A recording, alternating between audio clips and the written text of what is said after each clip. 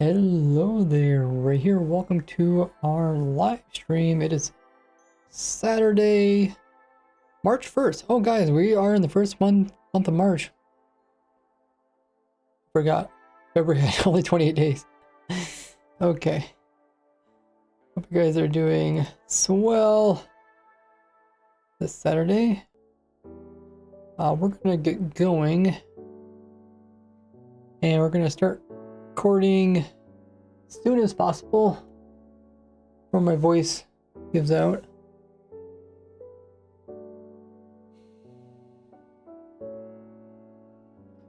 We did all the work yesterday, ranking everything.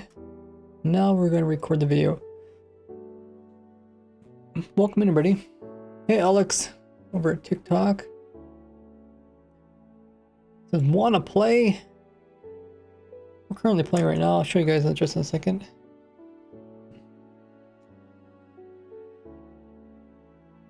We got Seismic. Woodwarden's here. You're bright and early. Ulrich's also in the chat.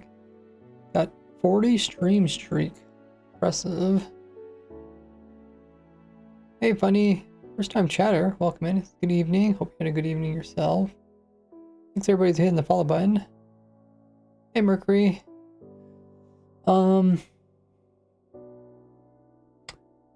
Yeah, I'm going to have to remove the overlays. Is there anything I'm forgetting? I sent announcements off.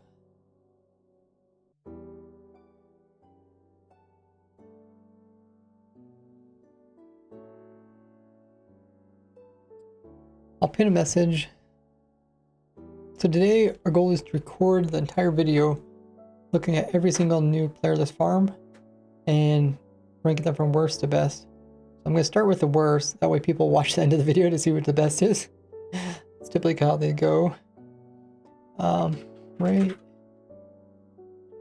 Is recording new to video all.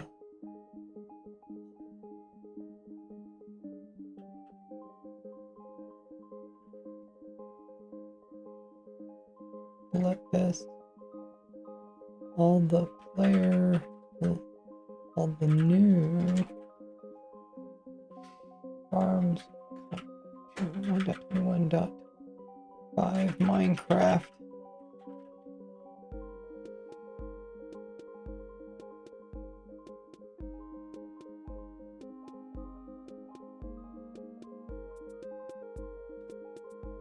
Ranking. Okay, Twitch has run their ad.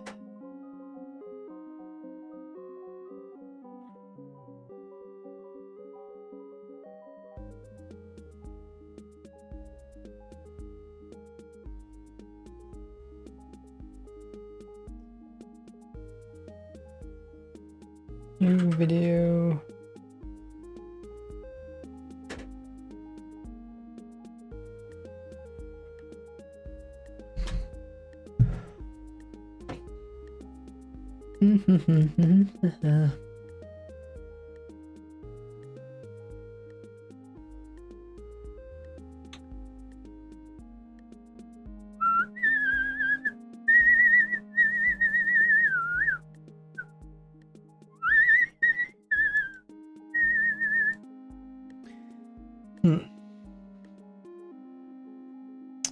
Okay, I'll pin that message and we will get started.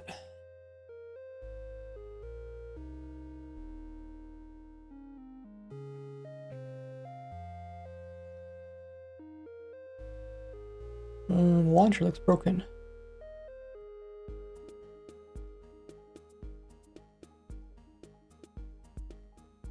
Okay, we're going to remove this. We leave that one. And check my settings.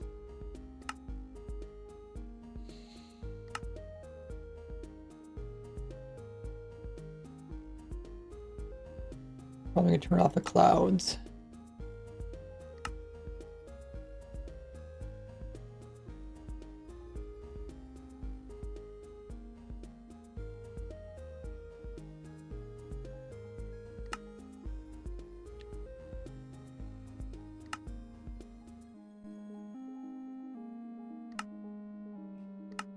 Okay.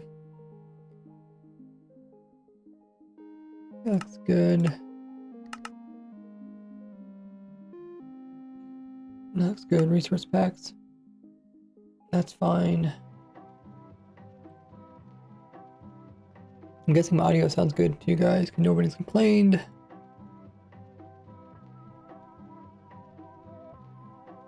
Day is good.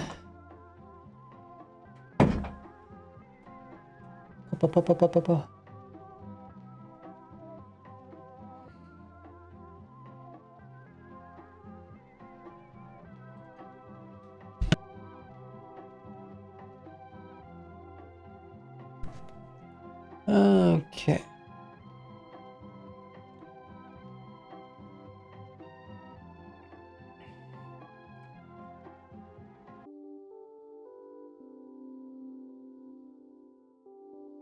Best to worst.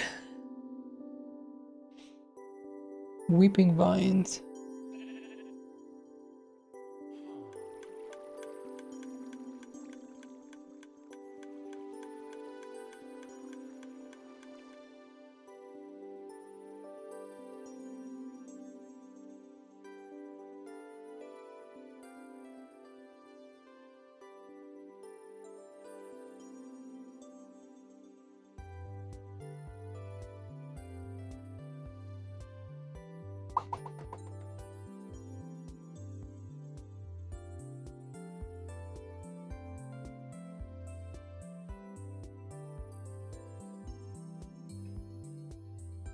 Okay, welcome back everybody.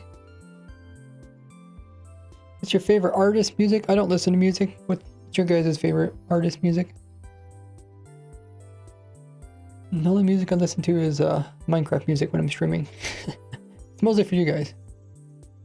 Let's... How can we get rid of these lines here?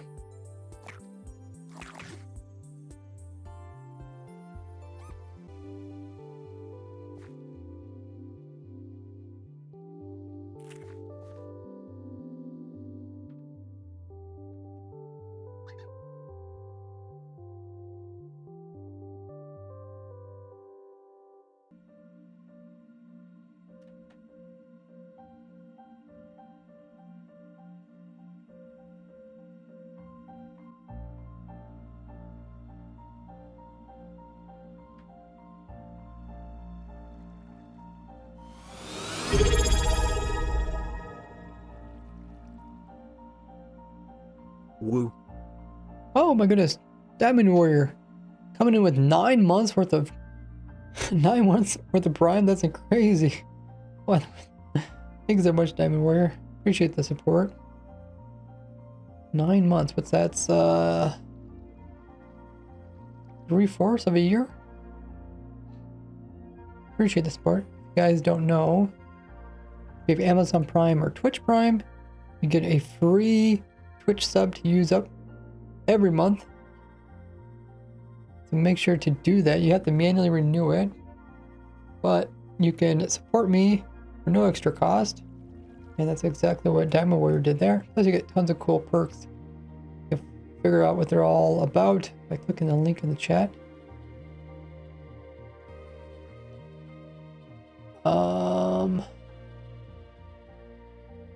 Driver test. Oh, okay. Good luck on that. Funded a resin farm. Some good looking block.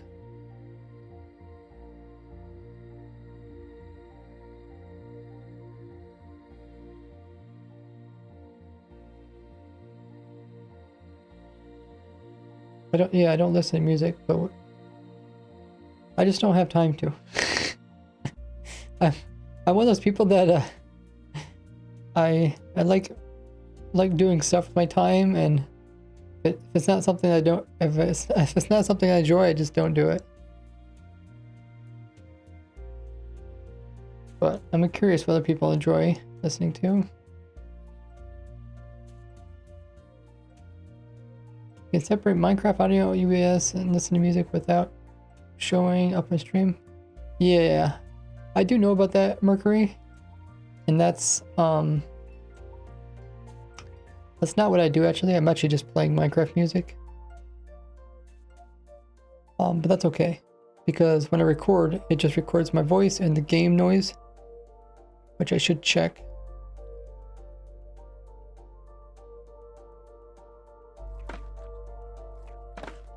Yeah, it's working good. And then I'll just remove the music you guys are listening. Hey, Pepper. Oh, we removed all the end blocks.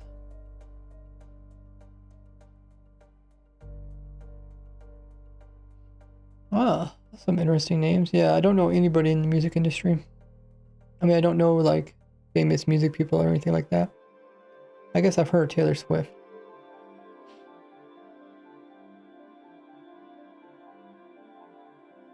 Oh, I see. You listen to music while you drive? Yeah, so when I drive, I listen to podcasts. I listen to pretty much anything that I'm having problems with in real life. I just listen to a podcast to solve that problem.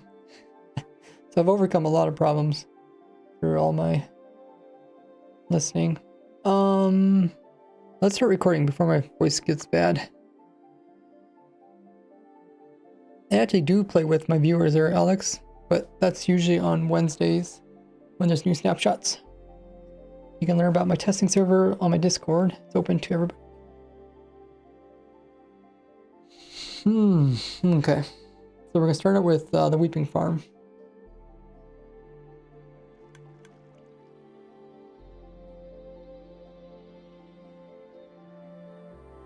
Is this frog a problem? I don't know.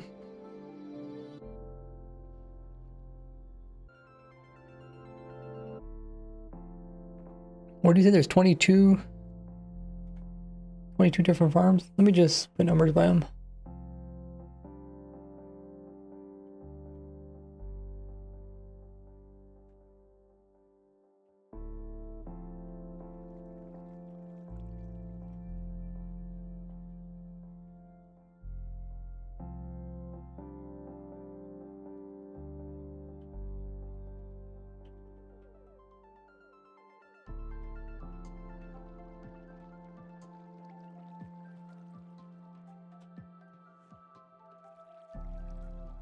Wait, I got 23 farms.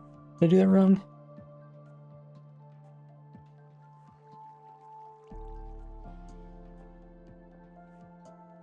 Oh, I did do that wrong.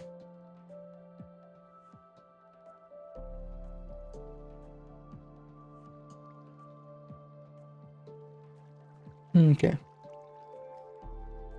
22nd place. Okay, this is the 22nd place. Hey, Marlon. Let's start recording.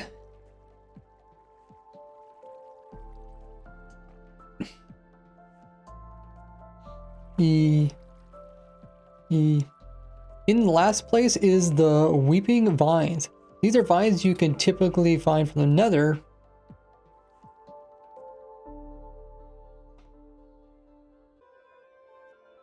Let me move my notes.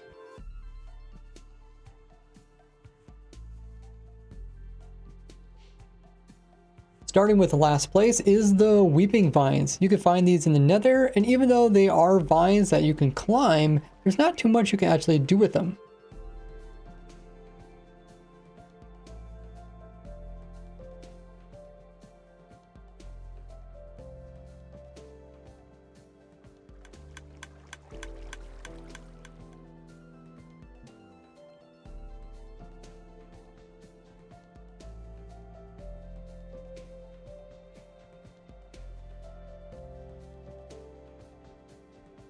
We already have a bunch of different vines to choose from, and these vines can be composted like most different.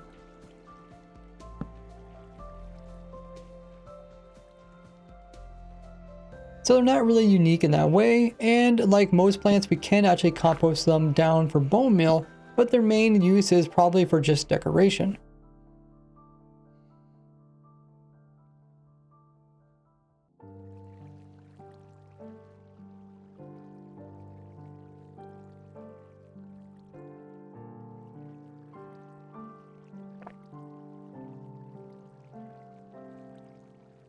What's IP? I don't know what the IP is. It's on my Discord.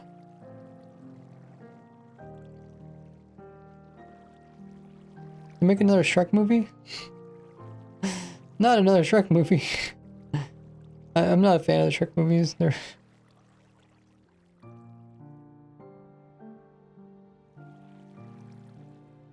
seem to kind of lose their interest after I keep making a whole bunch of them. Think of vines. Think about veins or vines?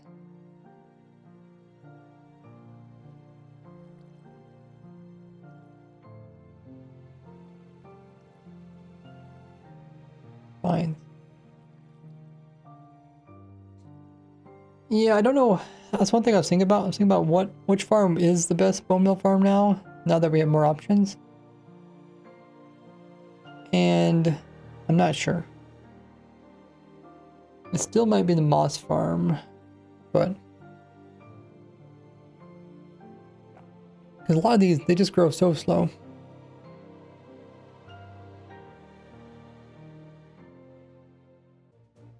You like all four of the movies? I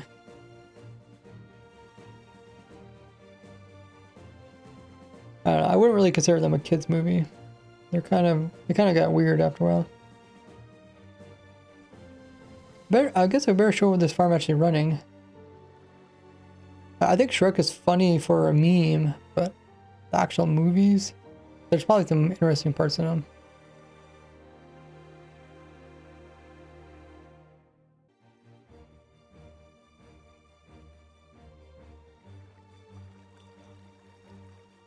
Okay, I don't know how long this is going to be.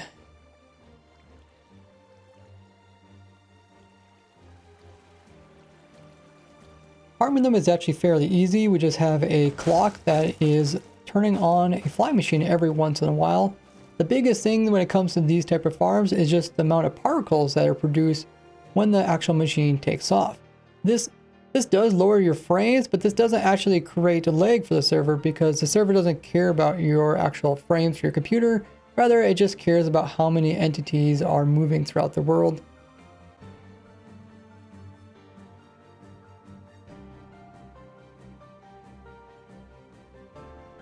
And once, oh, wait, when did this happen?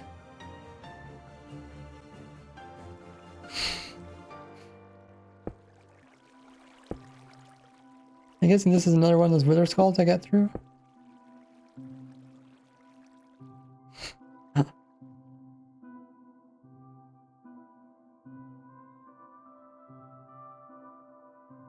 All the wither skulls went through there, through here. Wait, which world am I actually in? Okay. I think I ran the wither in this world. There shouldn't be too much wrong. I'm gonna make a 3x3 beacon.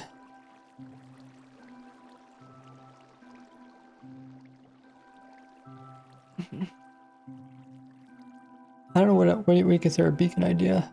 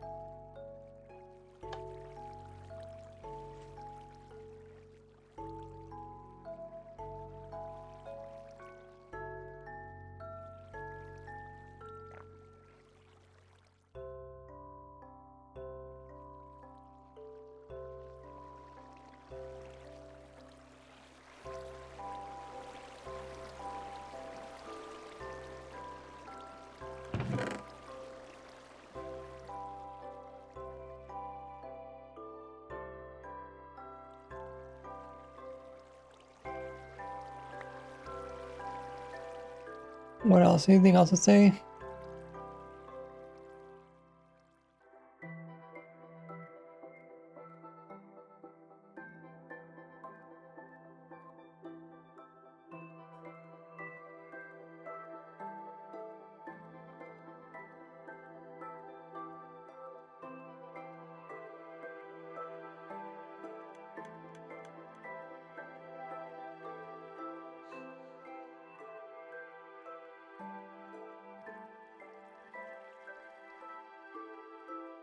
I don't know. I don't really want to go into too much detail.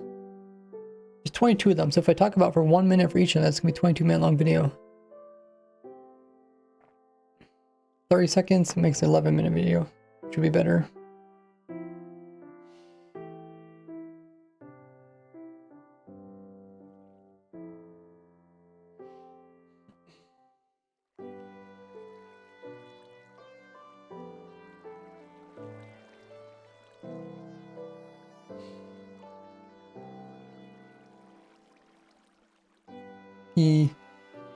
In 22nd place,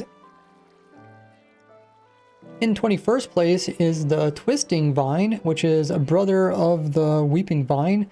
The main difference, which makes this one a little bit better than the Weeping one, is that it grows from the ground up, which can be useful in designing certain types of farms, preventing entity cramming.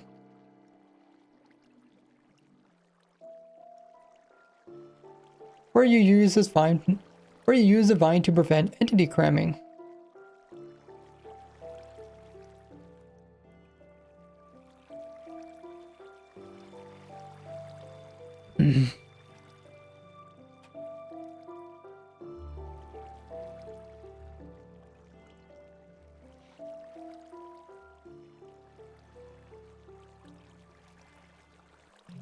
It also has a unique ability where you can climb up them without having any support. And unlike most vines, you can actually place these down and climb up them rather than having to place them on something and let them move. And unlike most vines where you have to plant them up above to let them grow downwards, these can grow upwards, which can be nice in accessing different things. But just like the other vines, you can also place them inside of hoppers for bone meal, but are probably mostly just used for decoration.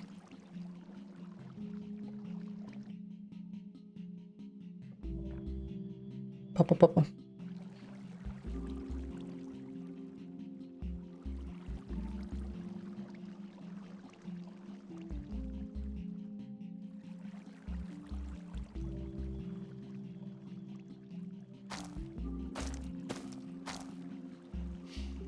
The farm itself consists of a fly machine that comes through and will break them off, similar to my bamboo farm. The main difference is that we stop the water from washing away by having it flow into some little channels of waterlogged blocks. Once again, the low frames is only caused by the player side and isn't affected on server side. So you can run this in your server and you only have to manage all the entities, which does make it a little bit more difficult since they get placed onto the floor. That means we have to come in with some hopper minecarts to pick them all up, rather than easily picking them up with just using some water.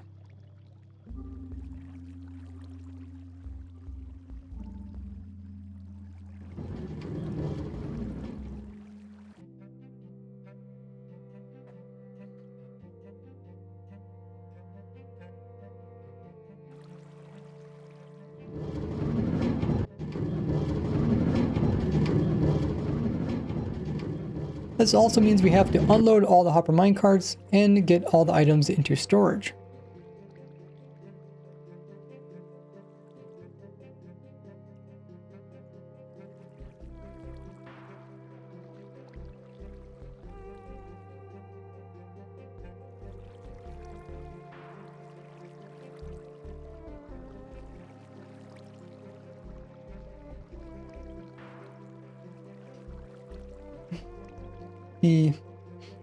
So due to their lack of uses, they rank very low.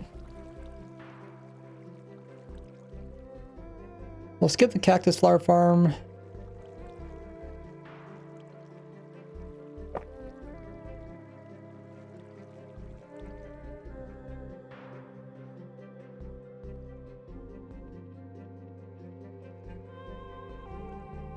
It says it flagged your message.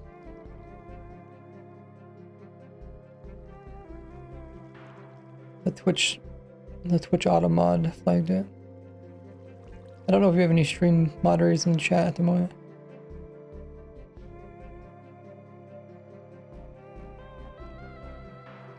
Okay, and we got cactus.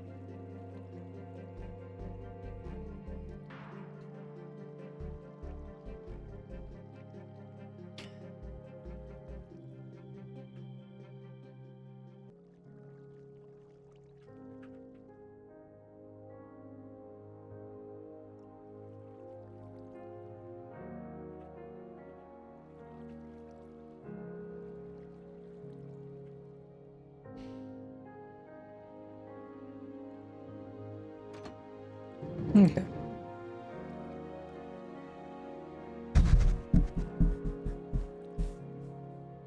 Yeah, could be.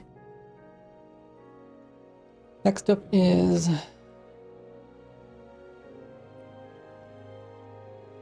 Glowberry.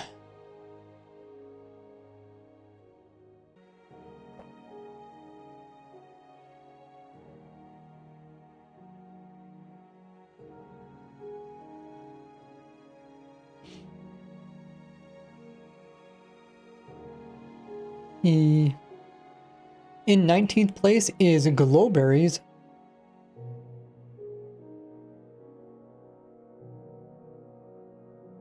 Like the other vine plants we looked at before, they're mostly used for decoration.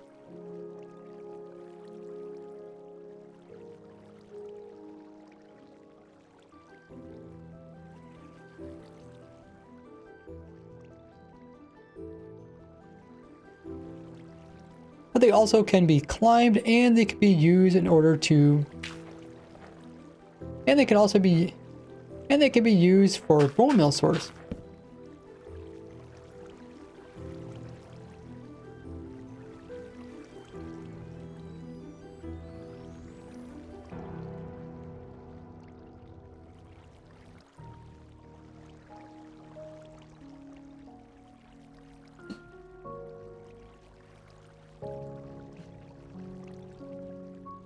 But unlike the previous ones we looked at, these have... But unlike the previous ones, these actually put off a light, as these little berries can put off a light level. But unlike the previous vines we looked at, these can actually put off a light.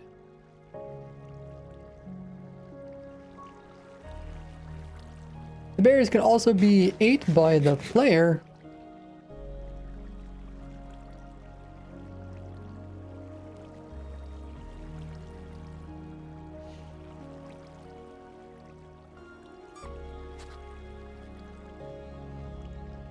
Or used in order to... Why?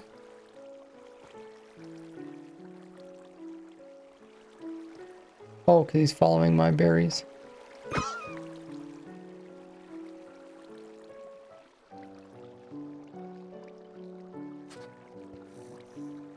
Or used in... Or used...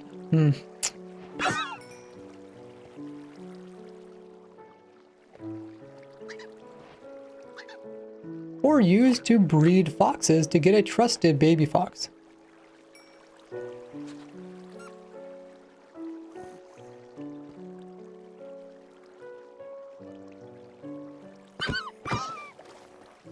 No. I mean, no escapees.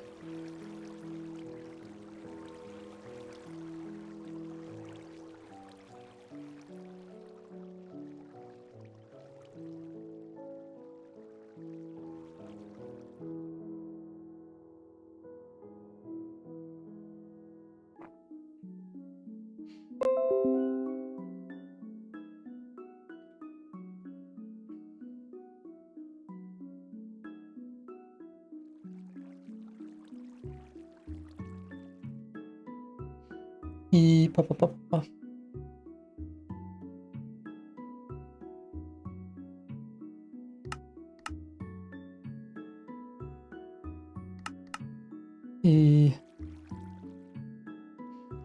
Now farming them.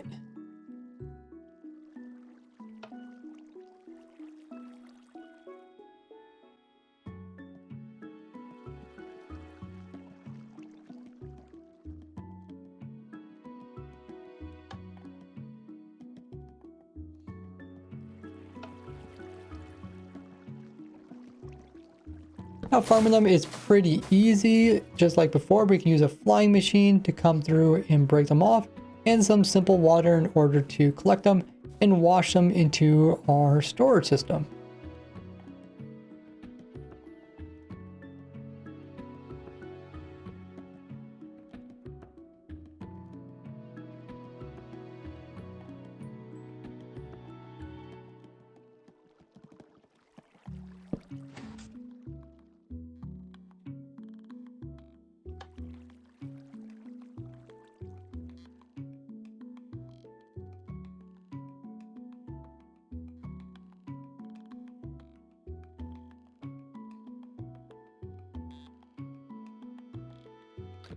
That was glowberries, and we go to sweetberries.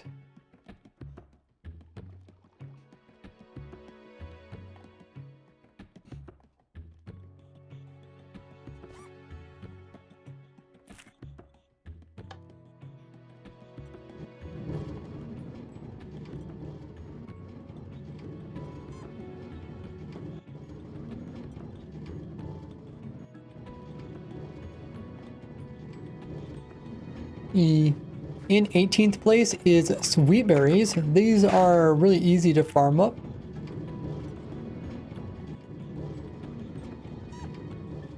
These are fairly easy to farm up. You do need to bring in a fox, which is a little bit of a hassle.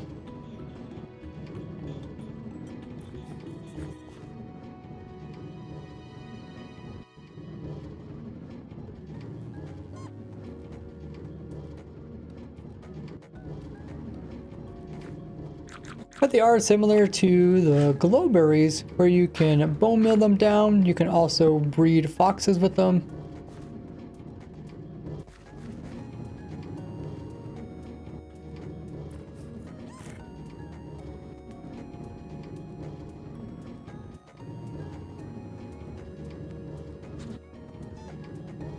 You can breed foxes with them.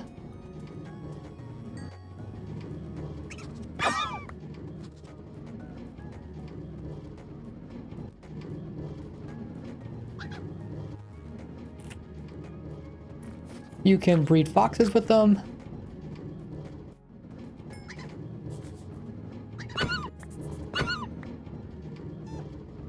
What else?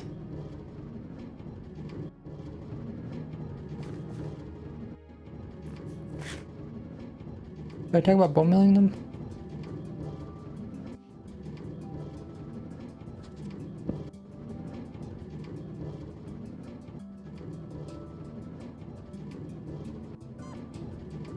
Use them in decorations and bone meal them.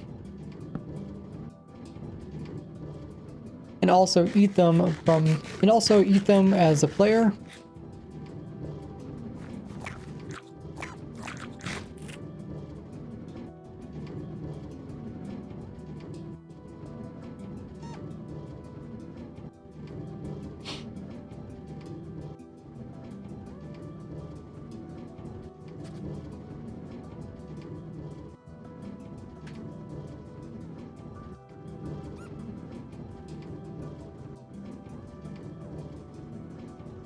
I'm gonna be right back.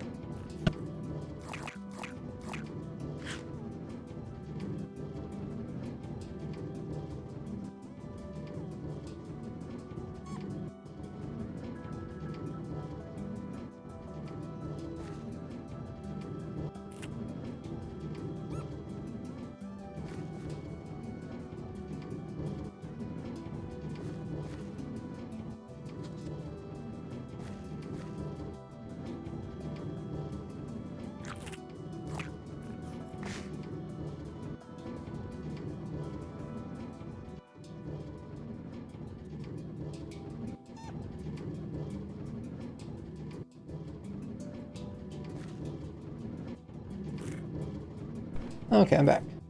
Yeah, I felt like my nose, like I was getting a bloody nose, and I was. So I got tissue. Alex says, I watched your videos on the sweetberry farm. Hey, nice.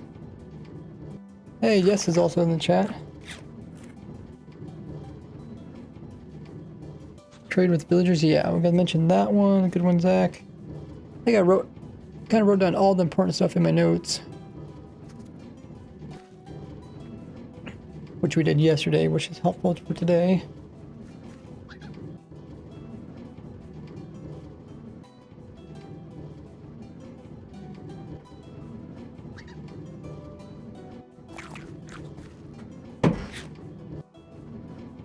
Okay.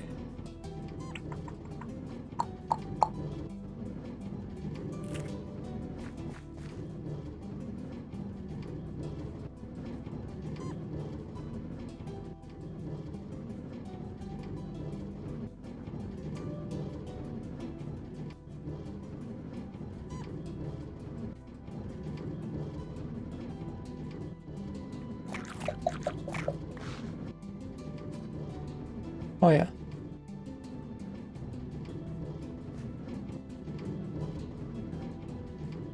But unlike the previous, you could trade villagers to get emeralds. But, but unlike the previous ones, it's also useful in trading villagers for emeralds.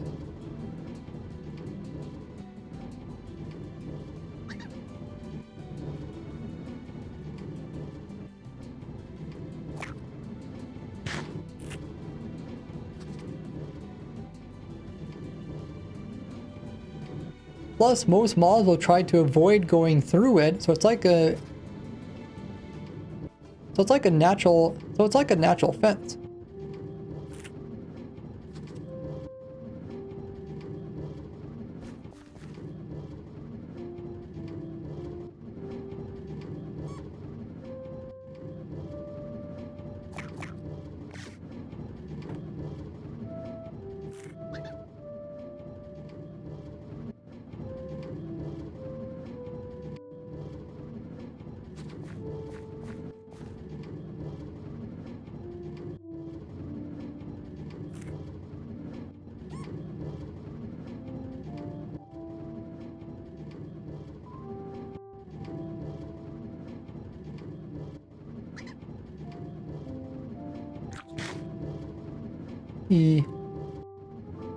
But because farming them does take foxes, and we also need a hopper minecart to pick up all the loot that they drop off, it can be a little bit more complicated to farm these in large amounts.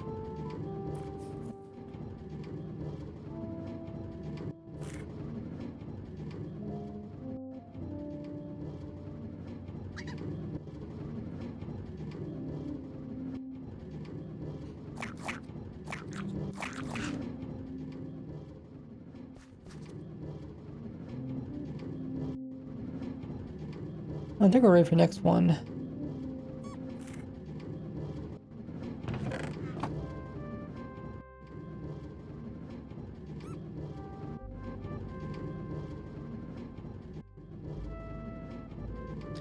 Dripstone.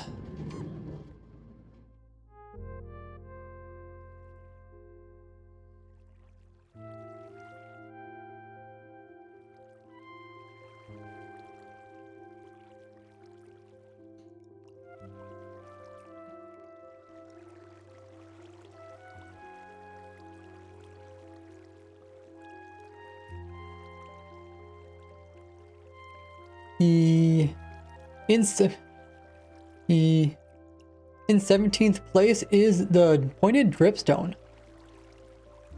And unlike most of them on this list, this is one of the few that's not actually a plant, but because they normally would get random tick in order to grow, these two can also be grown. These two can also now be grown inside of loaded chunks.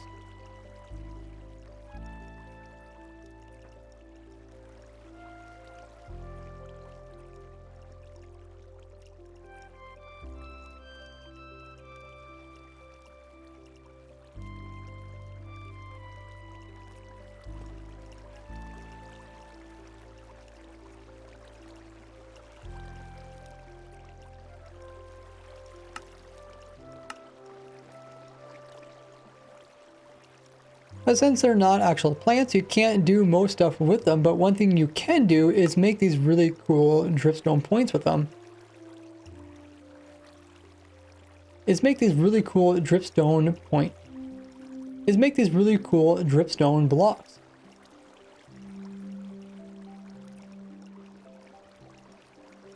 Make these really cool dripstone blocks.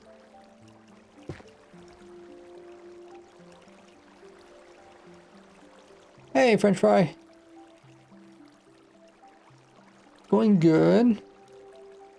Try and record this before my voice gets tired.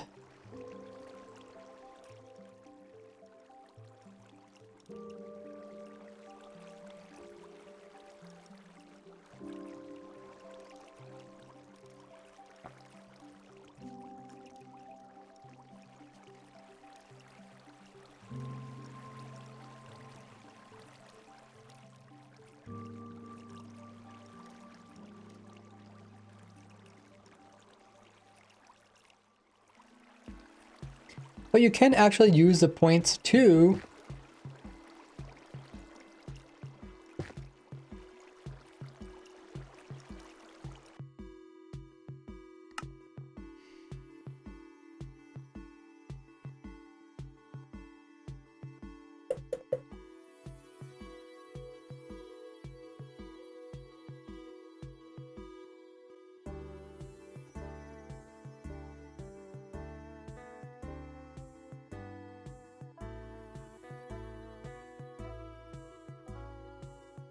Oh, okay. Let's make a copy of the world.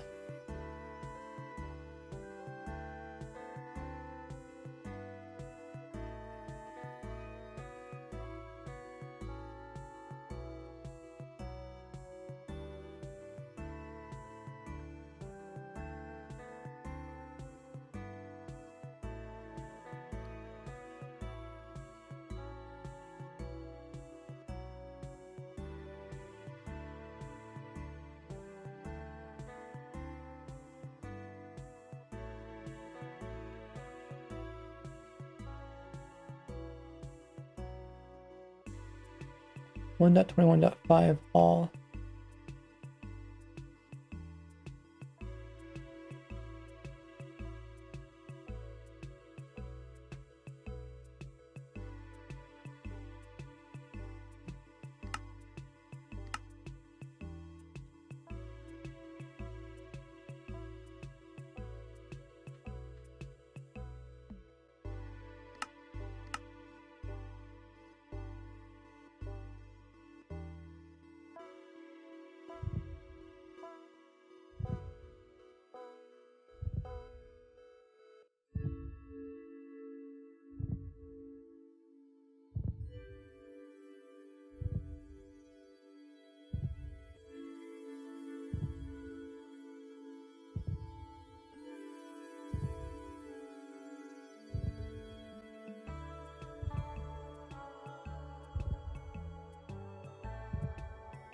Where's our dripstone? I guess there's a few of them. There's one here.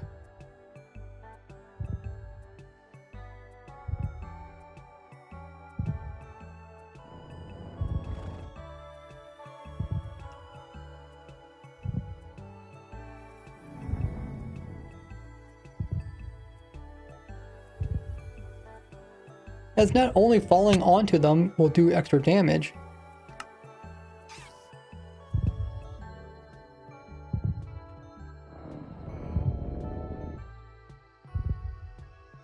But they also come in unique sizes, which are nice for moving.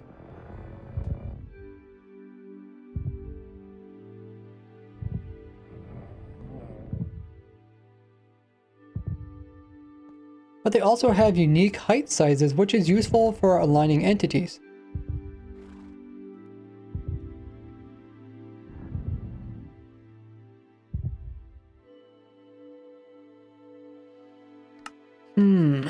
Let's see if we can find the farm world.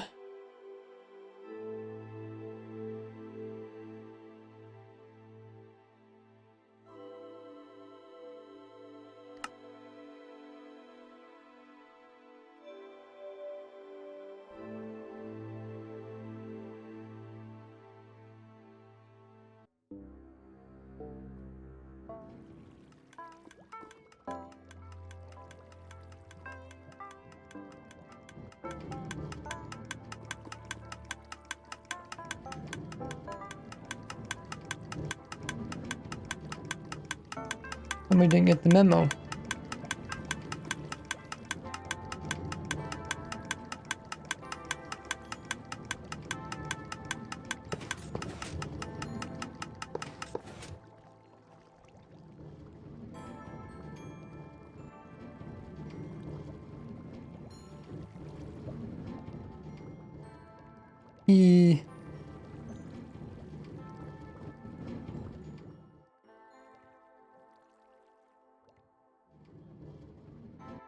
Oh, it's over here.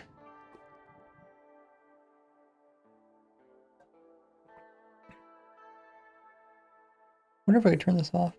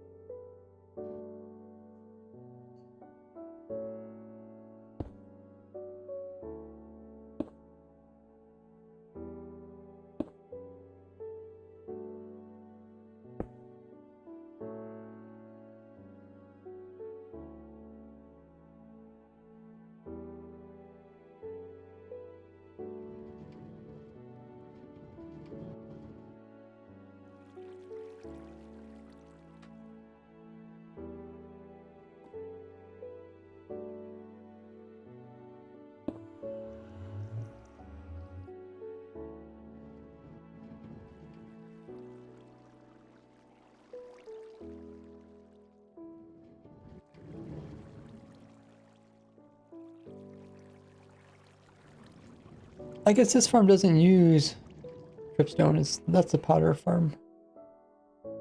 It's only lava and water, right?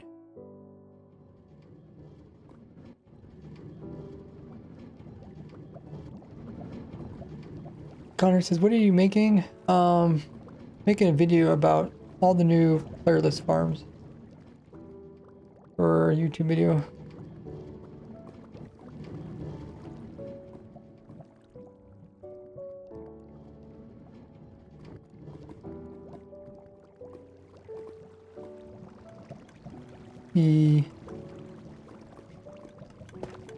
But they can be used in order to make a lava farm, which is a nice way to get tons of fuel.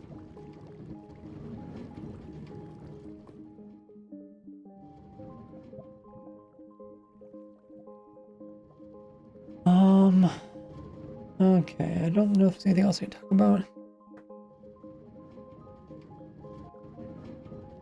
How close are you to having all of the farms for every item? You can check the spreadsheet. I think it's 97%.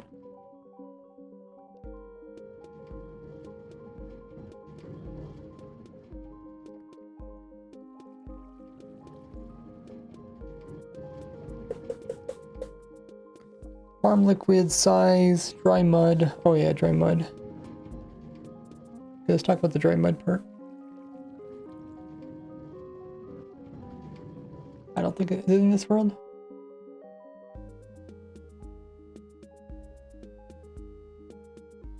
And when did that come out? Actually, it probably came out around the same time as this.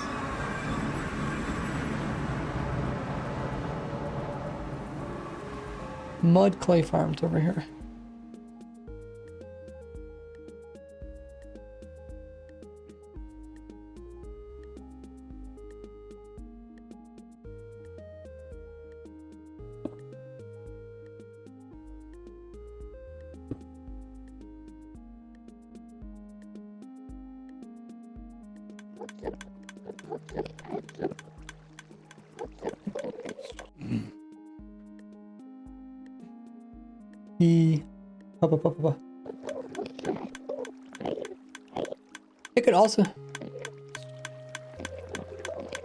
It could also be used in order to dry out mud to make a clay farm, which is also a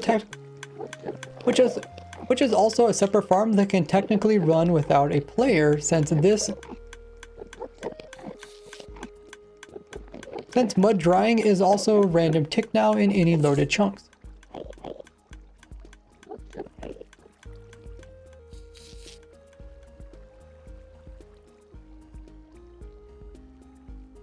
Okay.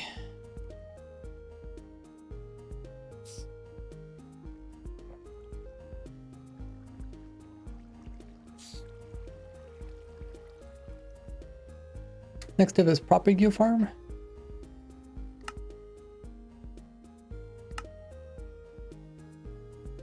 Wow, we already been streaming for an hour? That's crazy. Whenever I start recording, like, it goes by so much faster.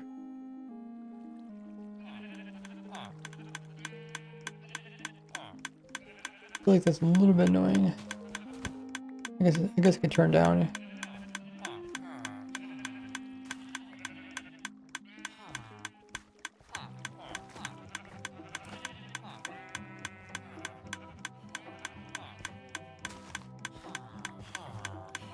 Oh, I didn't show the dripstone farm working today.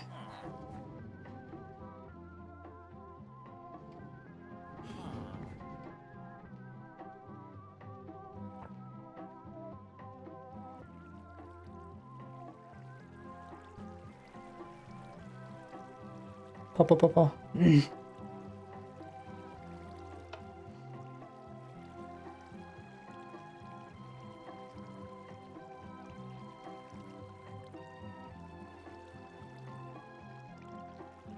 But it's similar to other farms where it can easily be farmed up with a fly machine, and this will break them all off. They'll just fall down as falling block entities, and then they will turn to items and also get collected by the water stream.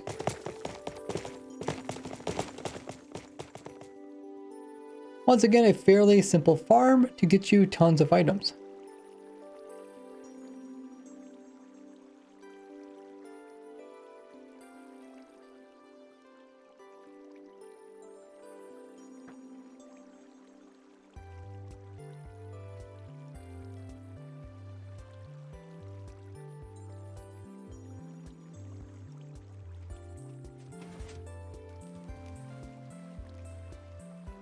Oh, I forgot to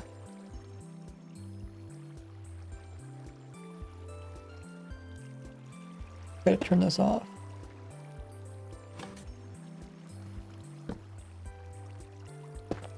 Okay.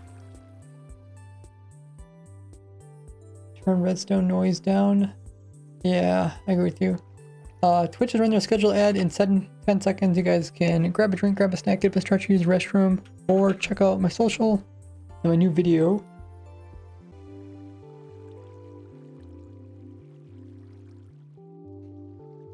Now we can talk about the propagule farm.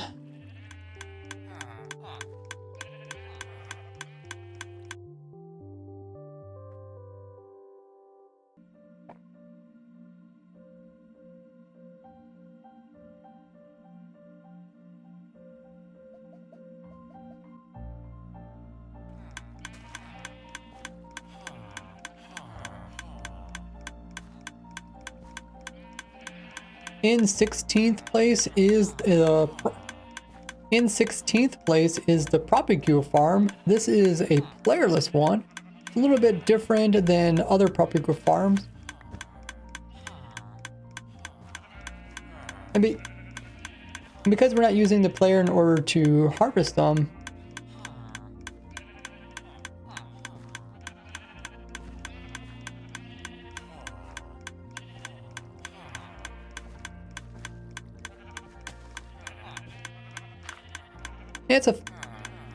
it's a fairly simple farm that uses random ticks in order to grow it.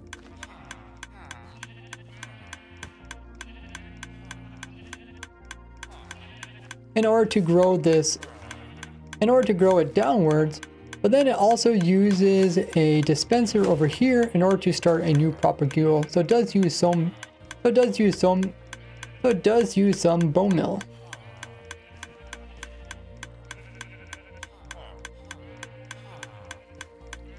Like the other crop farms, these can also be composted, but it's kind of very... Like the other plant farms, that can be composted, but it's quite wasteful because it already uses some bone meal to grow it.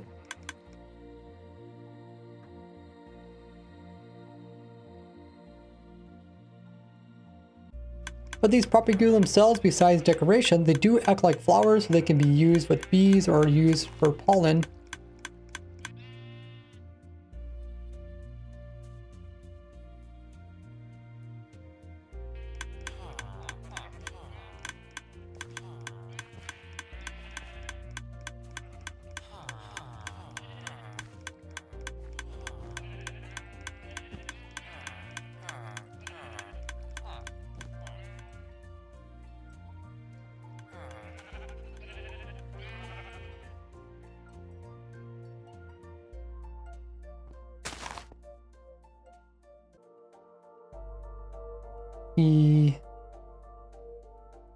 They're also a sapling, so you can get an infinite source of wood just by bone milling these up as they make the mangrove trees.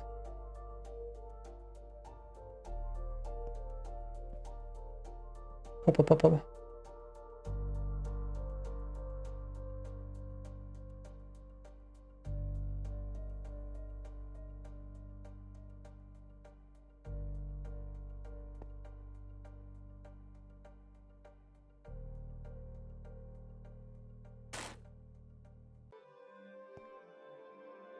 And since they are considered to be a sapling, they can also be used as a fuel in a furnace in order to cook stuff.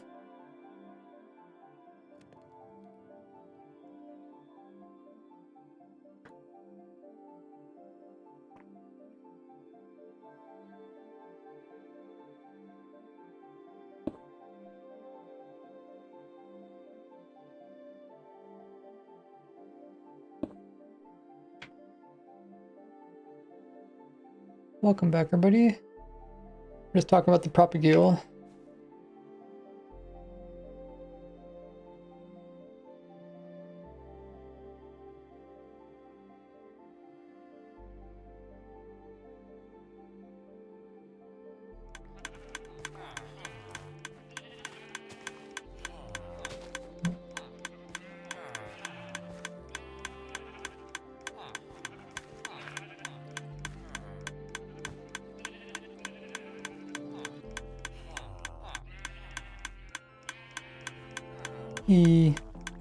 But despite being such a useful item, but despite being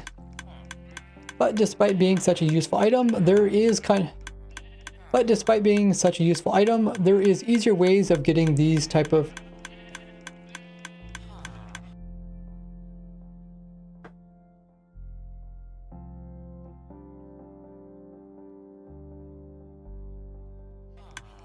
But despite being such a useful item, we have items that will... But despite being such a useful item, later on we'll see that there is items that can do the same thing, which are cheap, but are actually cheaper to farm up. Okay, that ticking is kind of annoying. I'll have to turn it down. I don't want to turn down my game noise because then something else will turn back up again. Okay, next up is Cactus Farm.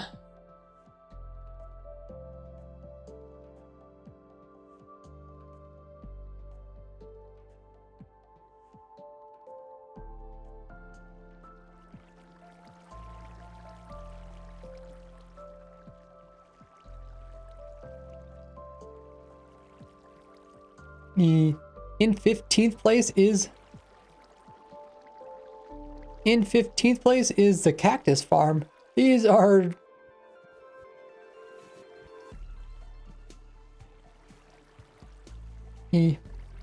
one of the oldest and most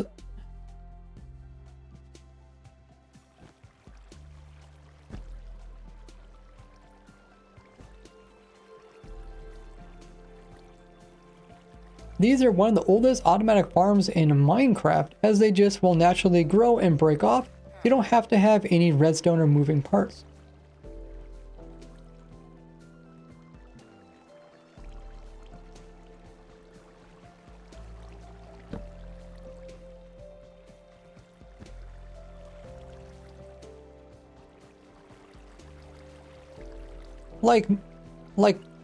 And there are plants, so we can use them for composting, which is a great way to get bone meal.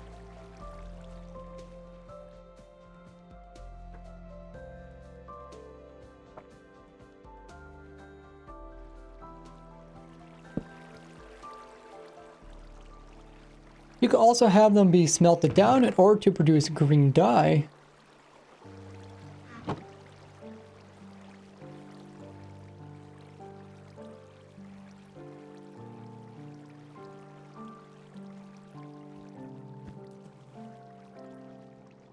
Trading and breeding camels. I don't know if I have a world with... I should just have a world with all the different villagers that are maxed out. I think I had at one time, but I might have removed them.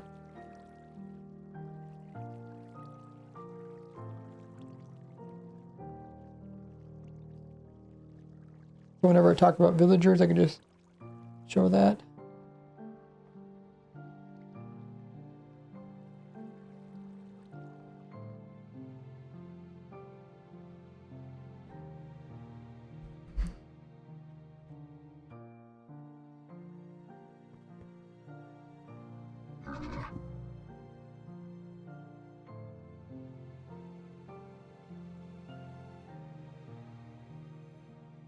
As well as be used on camels in order to breed them. So you can get these really lovely babies.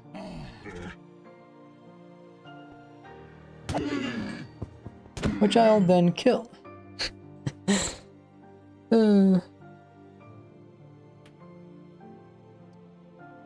Okay, I need somewhere where I can trade with villagers. Let me just check.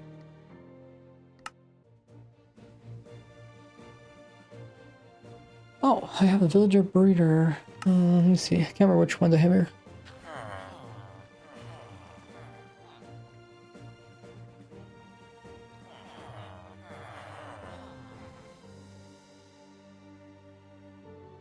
Not too many. Which one do we need? Which one would buy a cactus?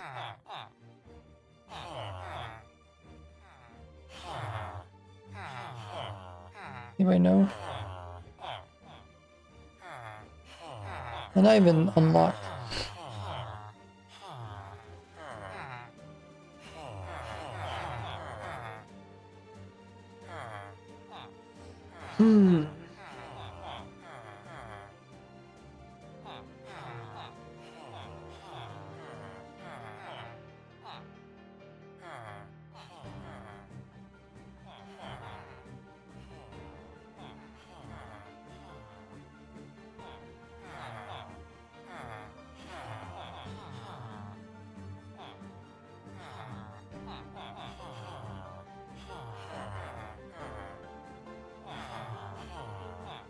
I really like this villager setup here.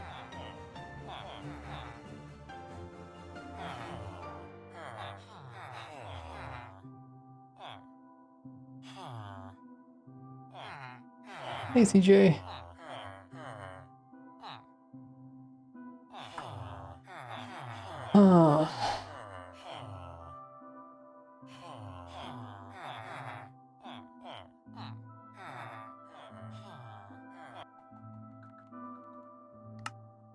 I used to have them in this world here, but I think I got rid of all of them. I used to have them all over here, but I think they were creating a lag. Oh, I guess I do got some.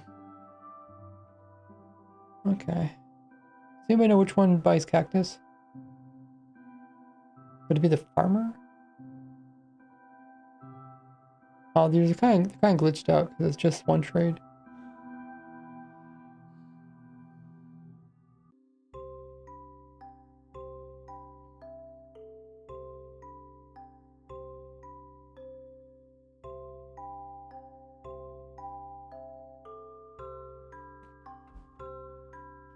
Function.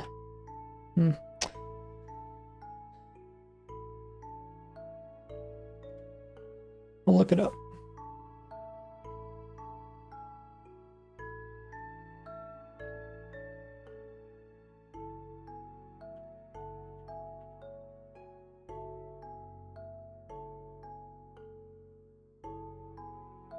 Wait. Oh, you can trade it from a wandering trader, but you can't sell it. Is that what it is? I think that's what I'm... Yeah. Okay. So no villager buys cactus. But you can get your first one from a wandering trader. That makes more sense.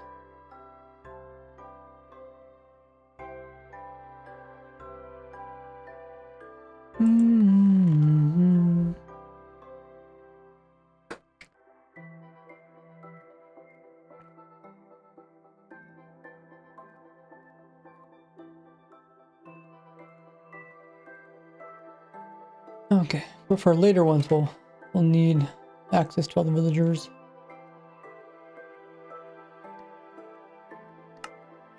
Should just make a bunch of maxed out ones there.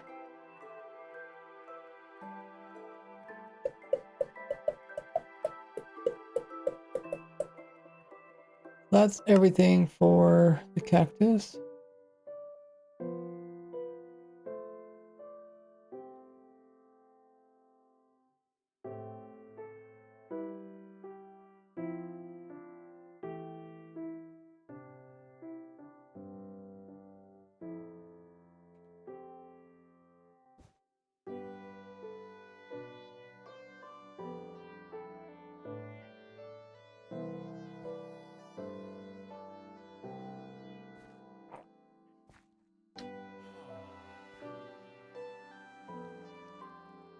Next is the mushroom farm.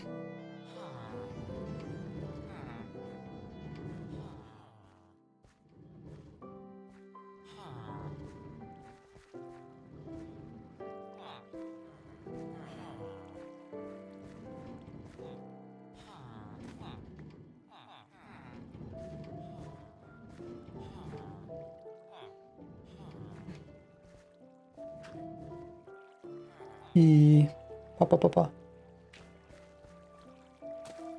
Next is a mushroom farm. Red and brown are farmed together as they don't Next up is the mushroom farm, as you can farm both red and brown together without them affecting each other.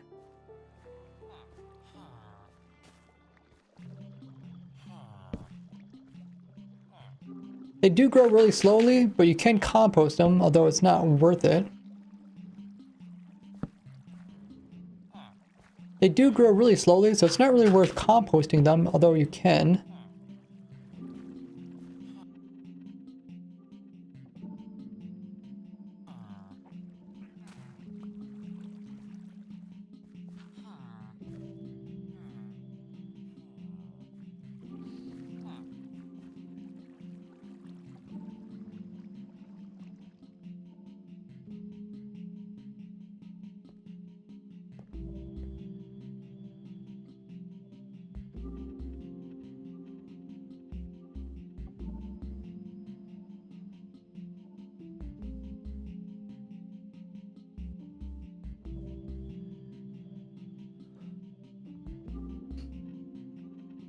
Should I show the brewing?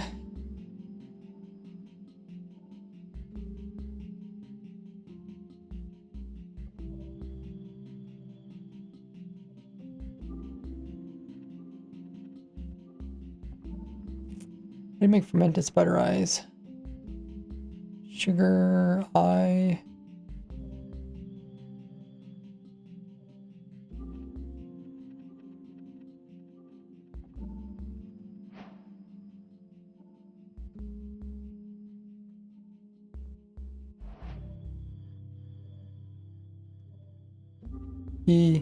But they're mostly used by players in order to craft the fermented spider eye, which is the main ingredient used in corrupting potions, in creating negative effect potions.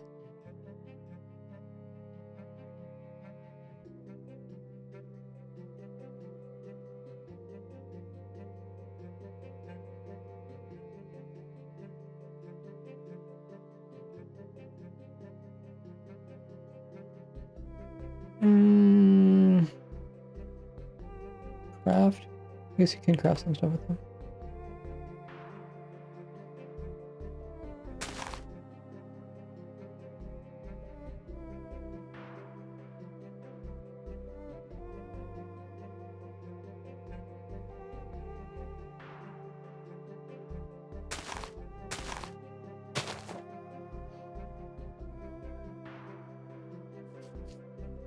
You could also grill them up in order to get them their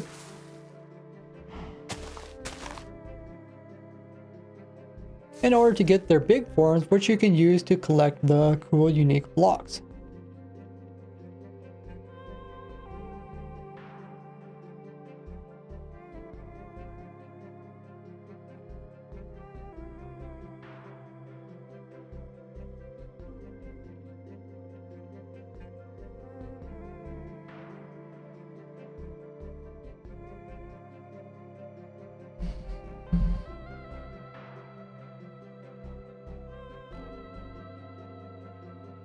Must have a command block?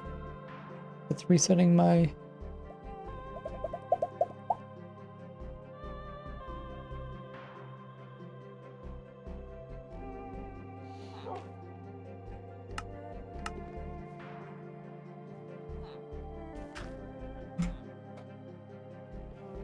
Oh, that looks horrible down here. Look at all the dark spots.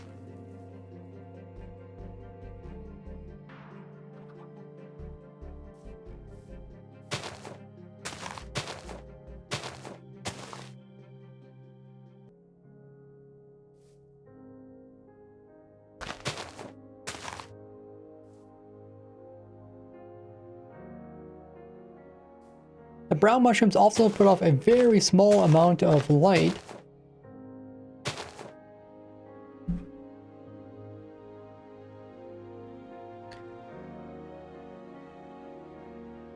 I cannot hardly even see that. That's like super dark. Probably really dark for you guys.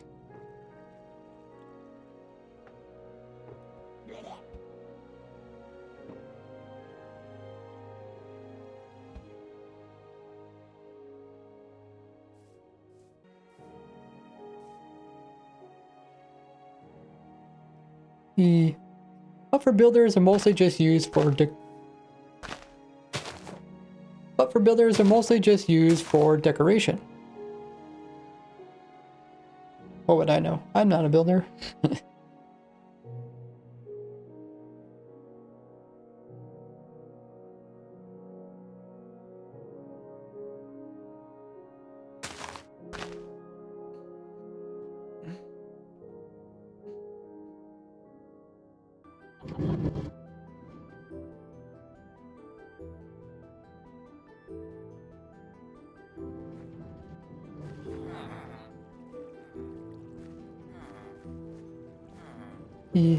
They also have some, there's also some minor,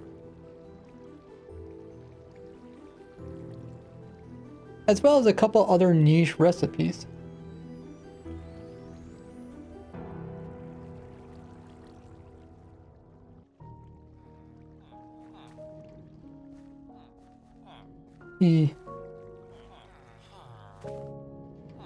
Farming them is pretty straightforward. We just have water flow through and break them off to collect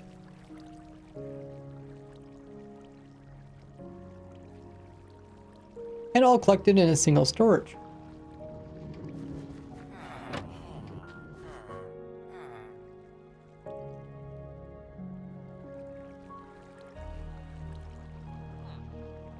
But the water will only break the newly grown mushrooms, and they won't break off of the ones we're using in order to get them to grow into the new areas. I guess they call them like seedling mushrooms. I don't know what that's called. Like there's like parents and maybe the kid mushrooms.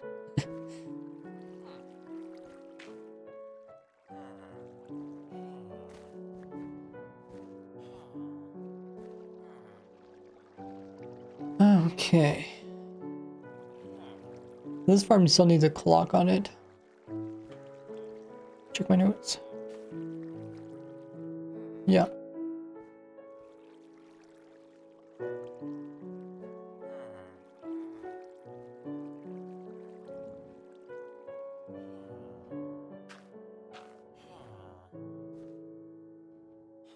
Okay, I think we covered everything. Next is amethyst.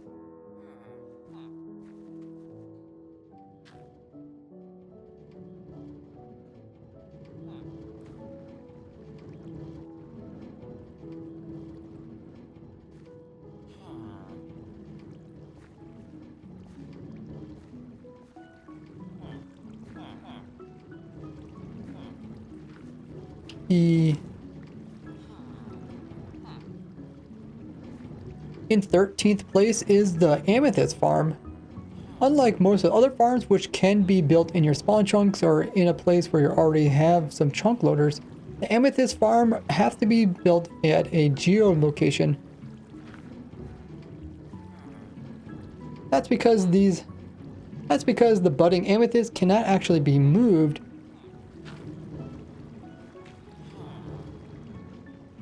So you just have to chunk load where. So you might get lucky in having one of these in your spawn chunks, otherwise you just have to chunk load it.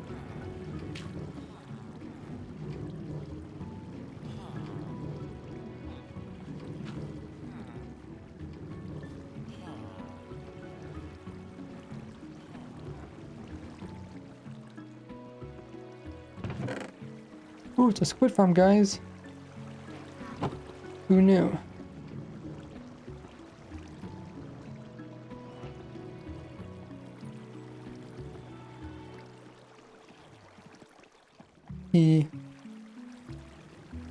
Now, one of the main things you can do with the shards is build these amethysts, is make these block of amethyst, which look really nice.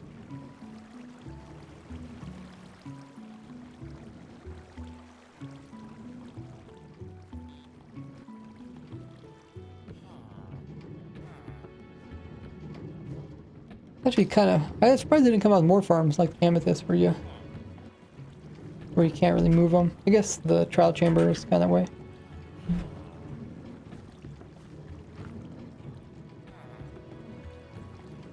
I'm gonna grab some more water. In the meanwhile, you guys can make sure you follow me on all my socials to put up on screen. And also threw up the links in the chat. I did put out a new shorts video yesterday. Checked it out on TikTok and YouTube. Otherwise, grab a drink, grab a snack, get up a stretch, use the restroom. I will be right back in about a couple of minutes.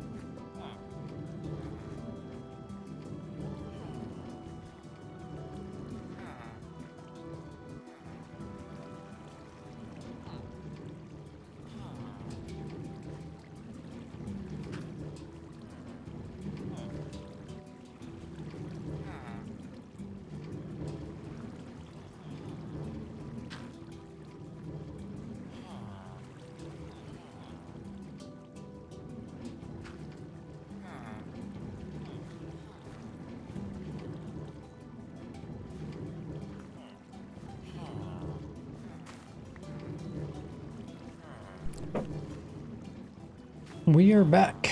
Perfect timing. Okay. What do we have to say about amethyst?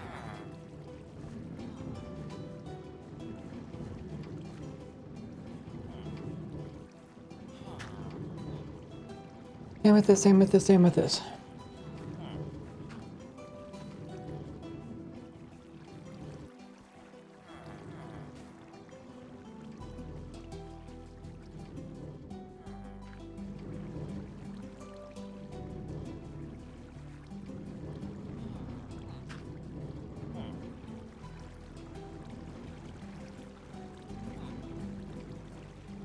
Crafting, blocks, crafting. Oh yeah, you can also craft other stuff with it.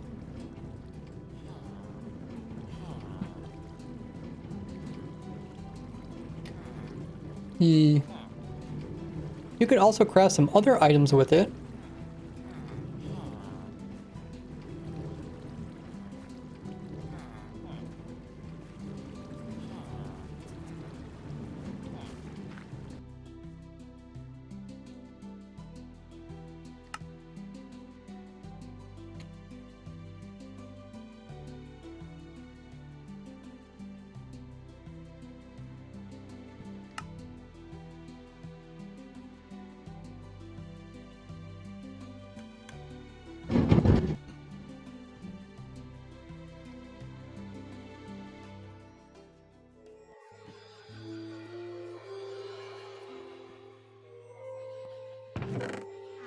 Did it delete stuff from chests too? Huh.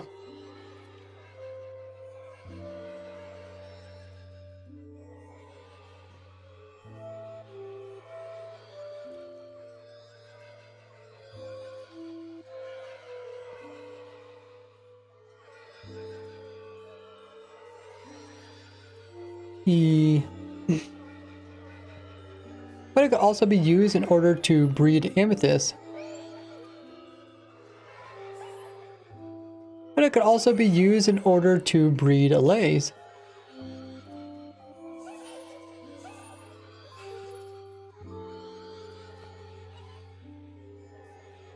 Not really breeding, but whatever. Oh, maybe I should. Is there no? Oh.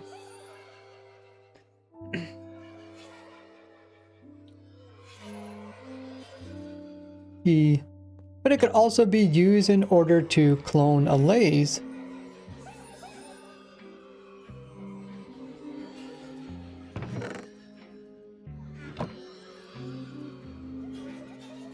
What's the next thing? Oh yeah, trim armor.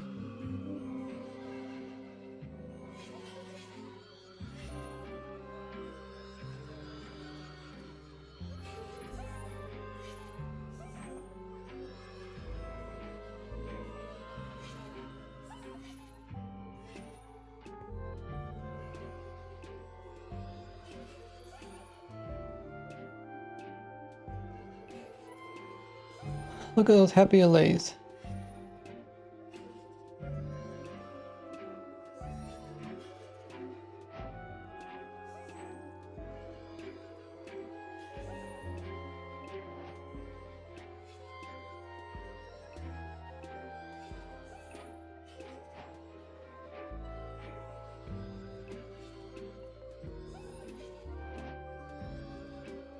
And also trim armor.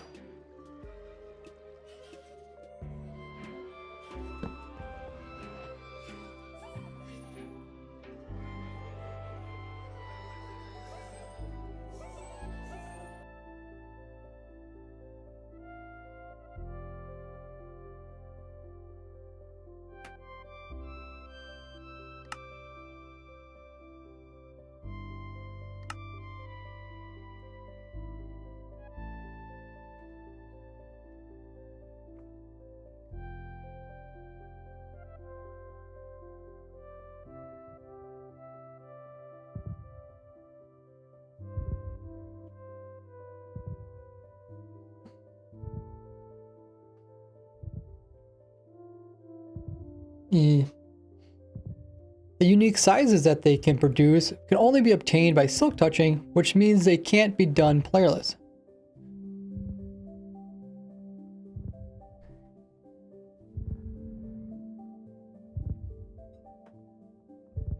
Oh, you're back, yes.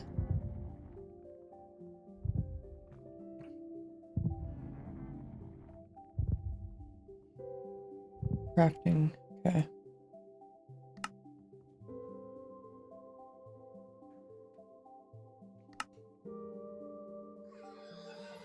Oh, wrong world.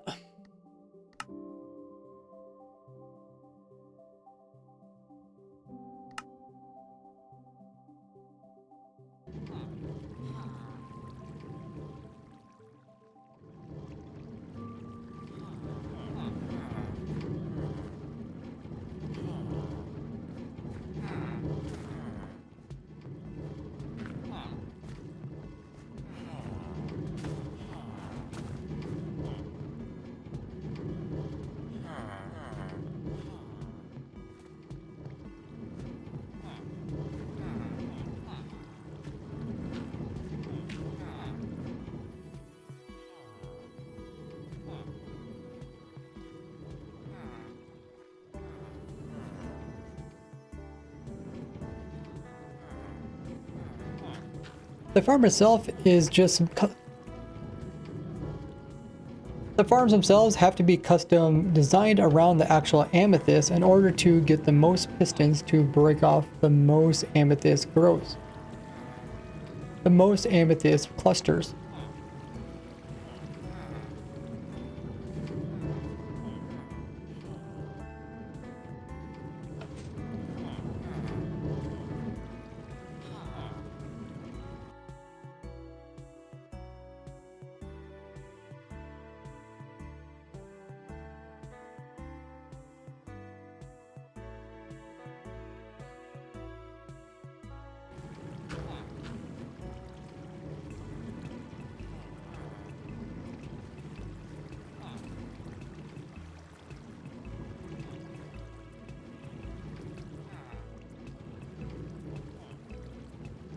but the collection system is quite simple.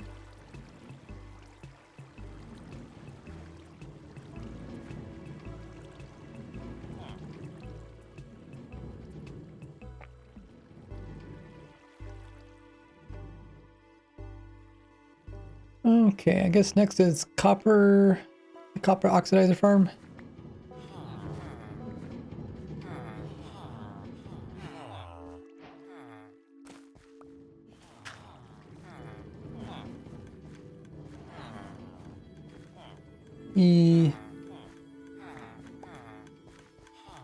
Next is the copper oxidizing farm. This is a farm that helps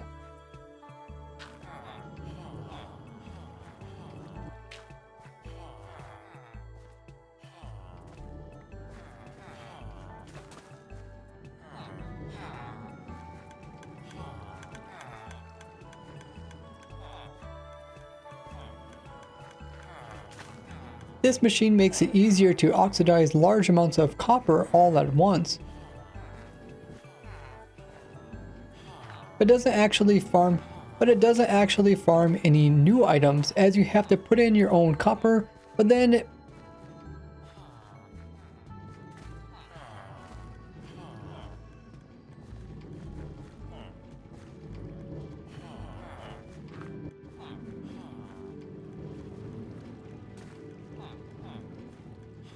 the actual random ticking of the copper blocks, converting them down to more oxidized version, is no longer needs the player to be nearby.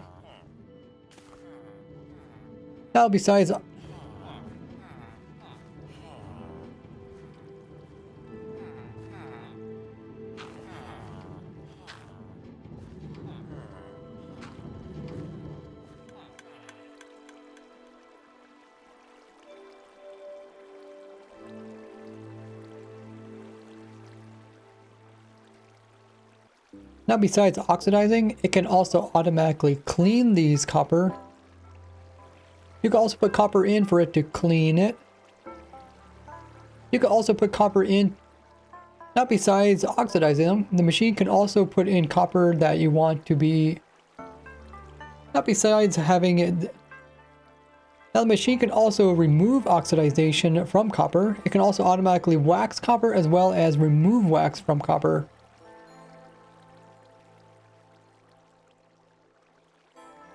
And once it's done, it will automatically blow up the blocks and then store them down in a chest over here so that you can collect them.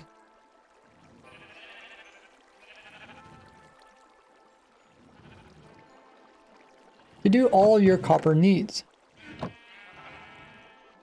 Might have to find some footage of this thing actually running. It's a little bit complicated.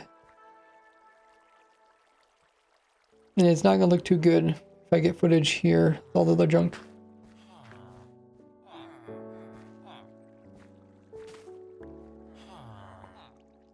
Hey, easy.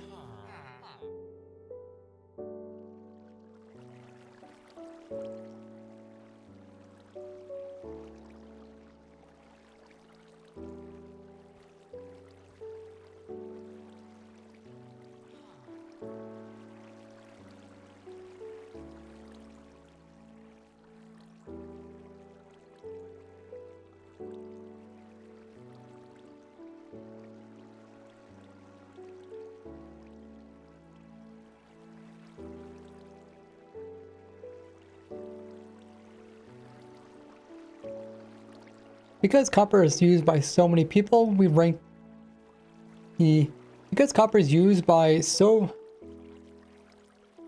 has so many different uses, this machine is actually pretty useful despite it being kind of complicated.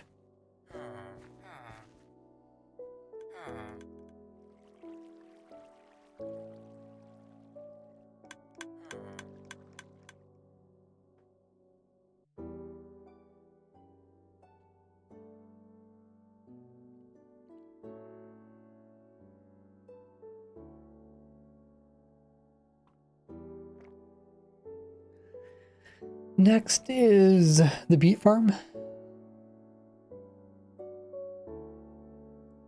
Oh, it's over here.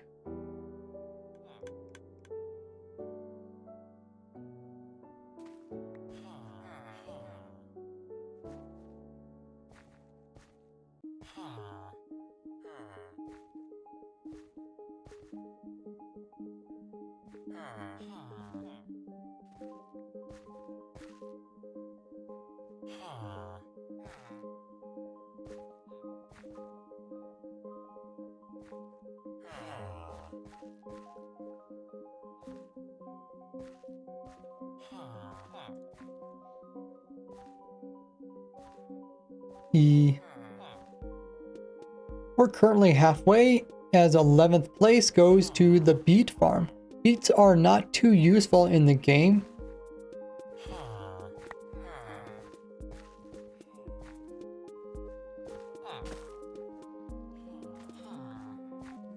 Beets are one of the most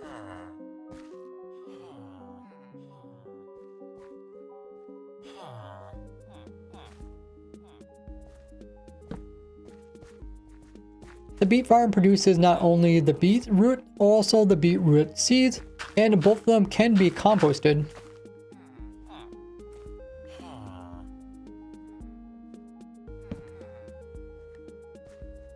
They can also be ate by the player, and they can even be turned down into red dye.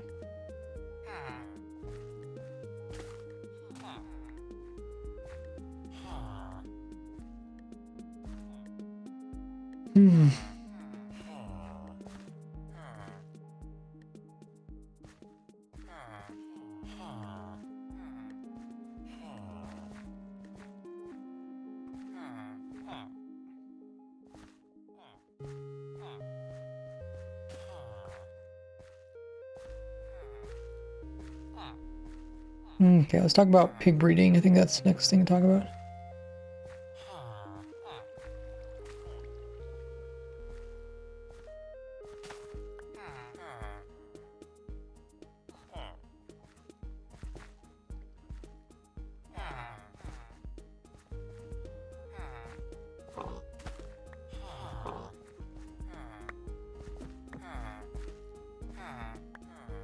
They can also be used in order to breed pigs.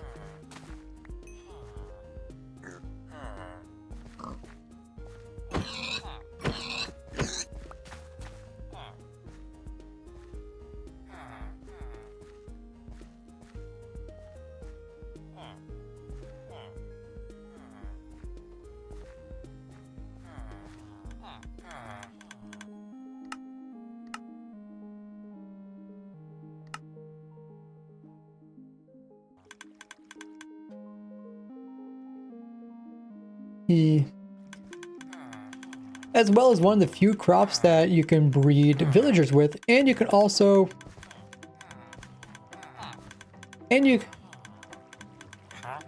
but they are great for trading villagers for emeralds.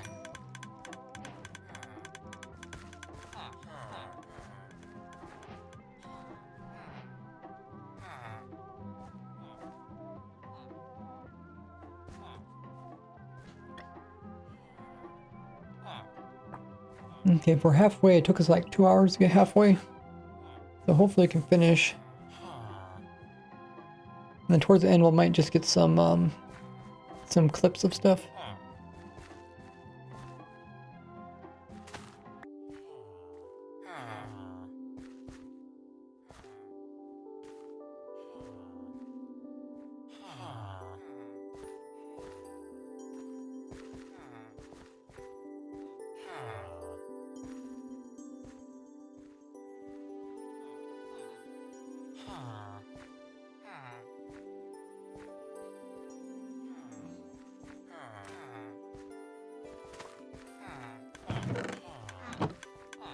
Why do we have wheat? Oh, because it used to be a wheat farm before this.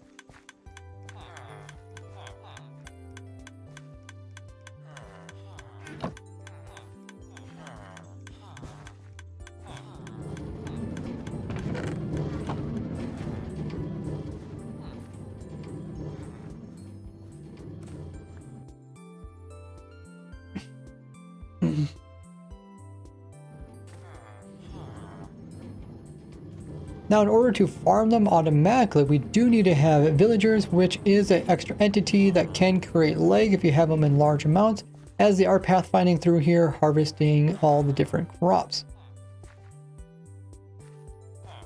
And because the beetroots come in 2 different forms, we're going to need... We need to make sure that the villager doesn't fill up its inventory with just beets.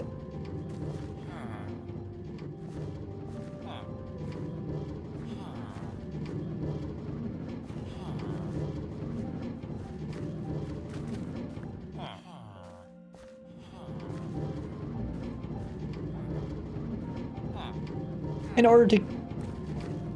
Because beets need 2 different items and the villager could end up just getting clogged, we need to actually have a hopper minecart come underneath to pick up all the extra items and then deposit them over here,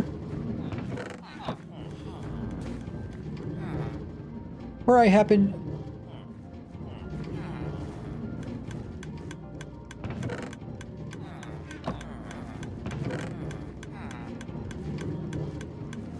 And then they deposit all their items into the chest. And like any of these farms, you can stack them and tile them as much as you want to get whatever rates you want.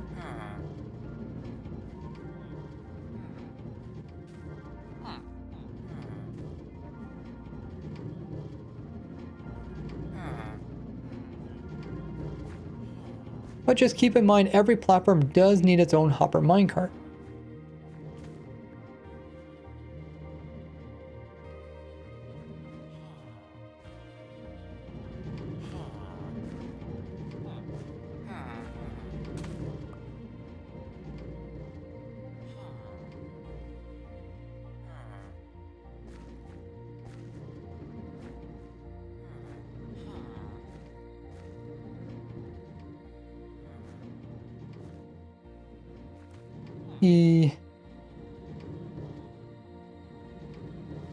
But due to the limited uses of beetroot, it is the worst out of the 4 different crops that villagers can grow.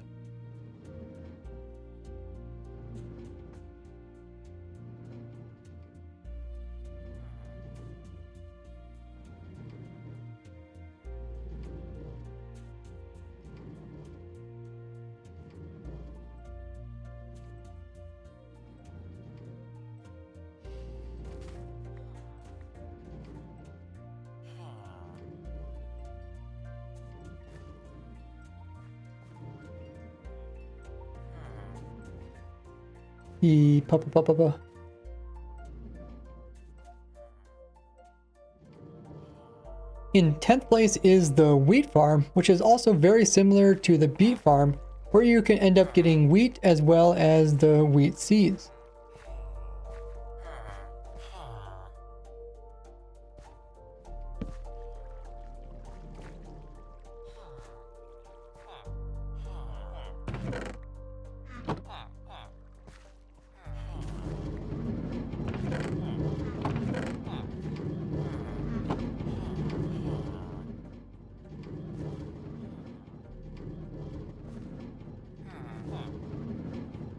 Like the other crops, both forms can also be composted for bone meal.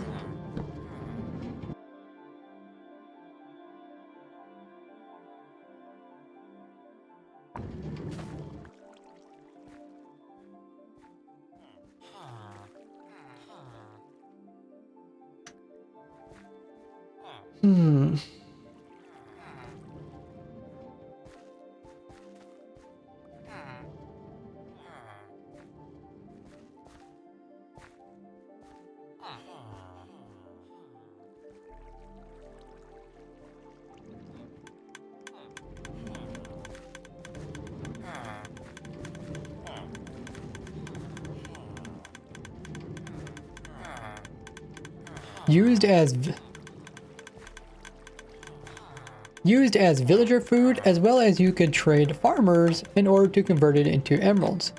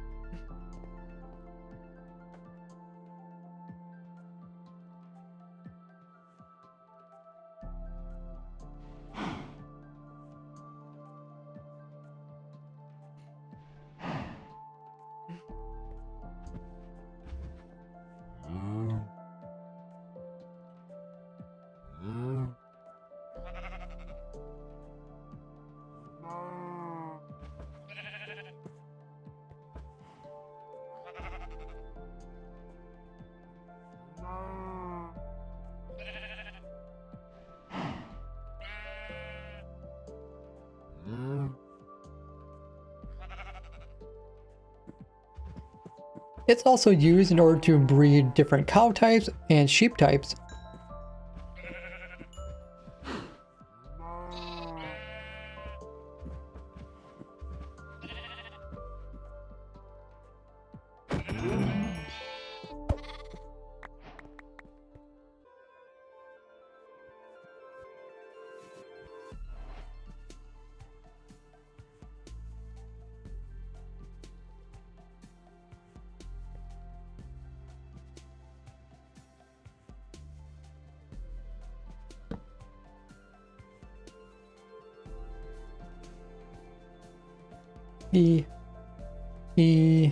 But also can be crafted into a variety of different items,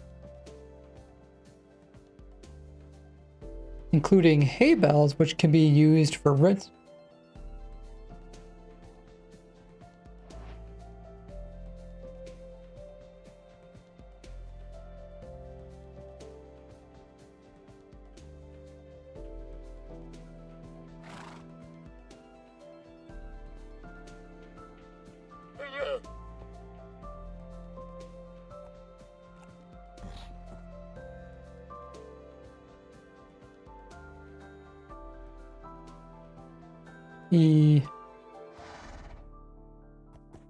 Which can be used in order to breed horses as well as llamas.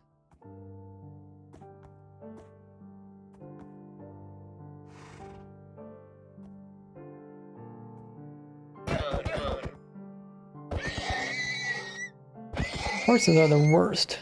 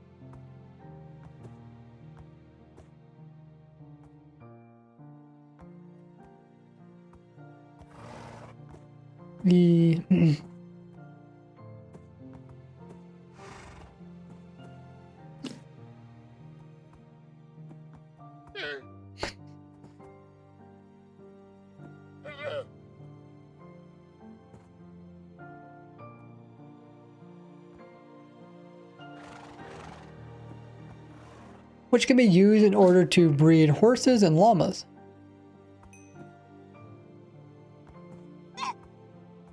What? Maybe llama.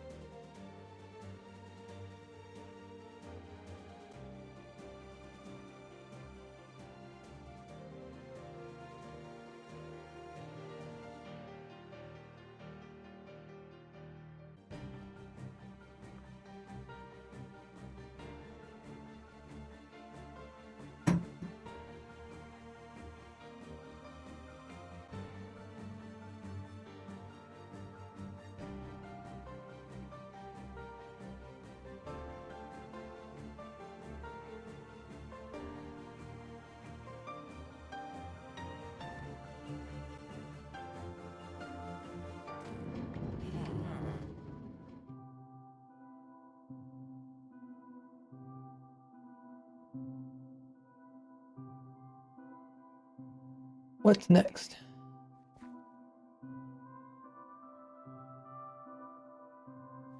Potatoes, I guess?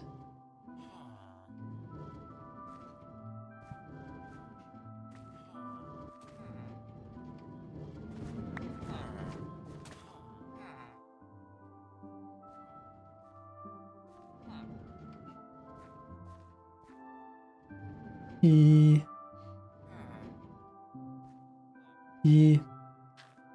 In ninth place are potatoes.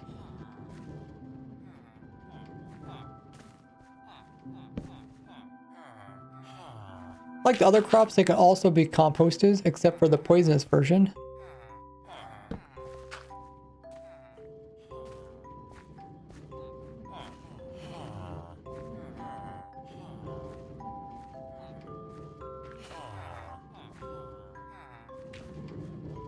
Should probably unlock this villager here. Need some more beets, guys. I go to my farm.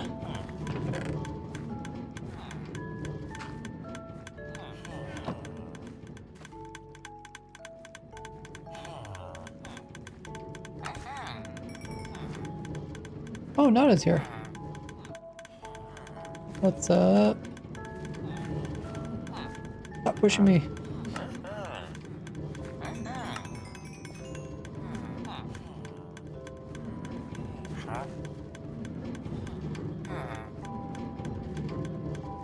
Guessing I'm not gonna sell. What do we want? We want potatoes.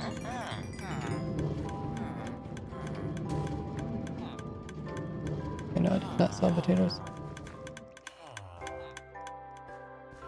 Well, we got plenty of farmers to choose from. There's a carrot guy. Carrot guy. Potato guy, okay.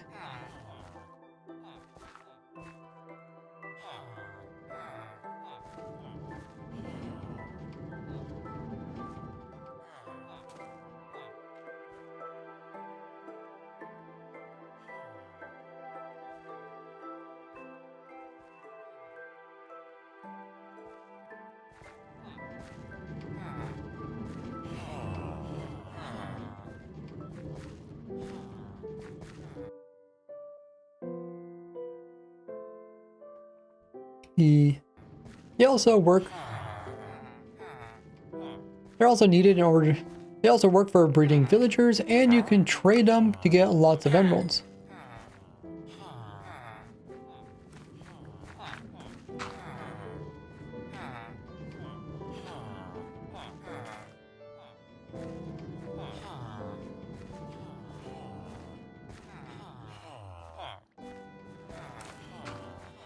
Did you just break the farmland? As not allowed. They work as food. They work as food. They work as food for breeding pigs.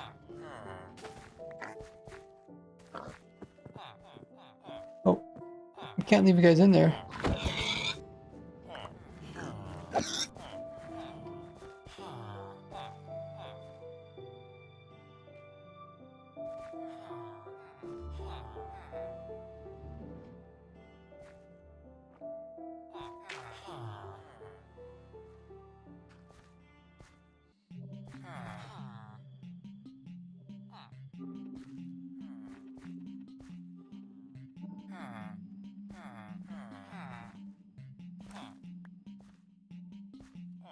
Oh yeah.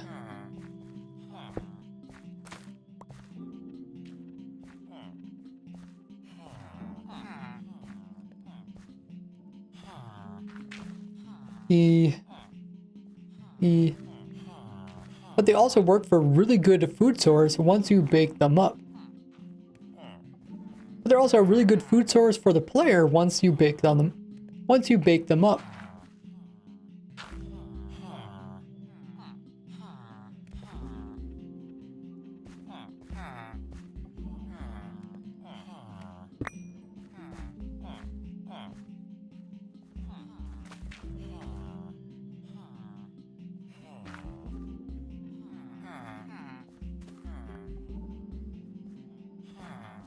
Pa.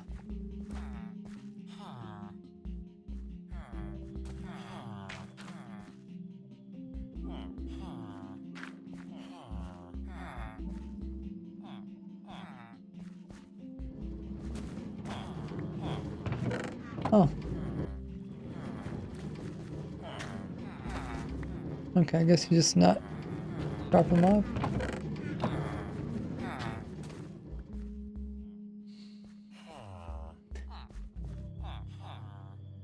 He...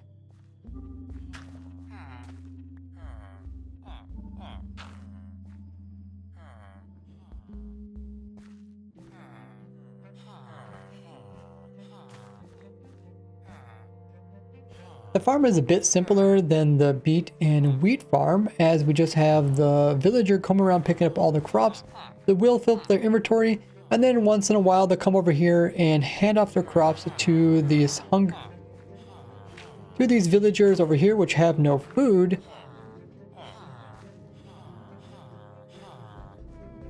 But when they drop it, it just ends up coming over here into our storage. Now we can also get poisonous potatoes from the farm, but in order to do that, we will need to have a hopper minecart go underneath of it. But in order for that to happen, we need to have a hopper minecart go underneath, as the villagers won't pick these up, and that's what the cart does, and then it will just put them over here into this chest. I decided to do this just for the bottom layer of our villager crop farm towers.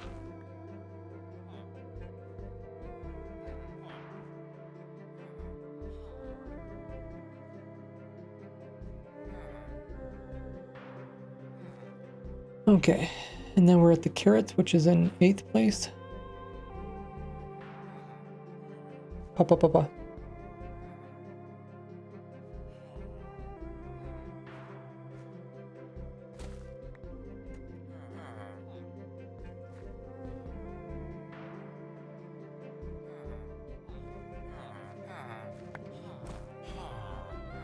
In 8th place is the carrot farm.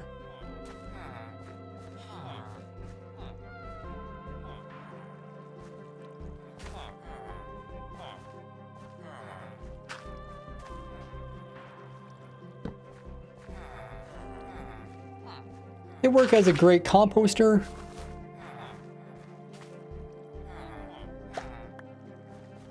They work great for bone milling. They work great to compost down for bone meal.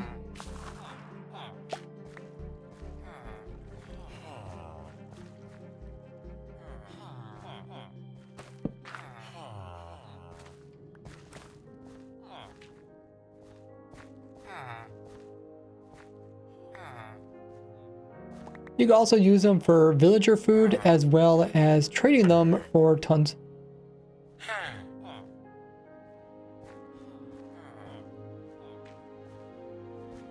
Or infinite emerald source.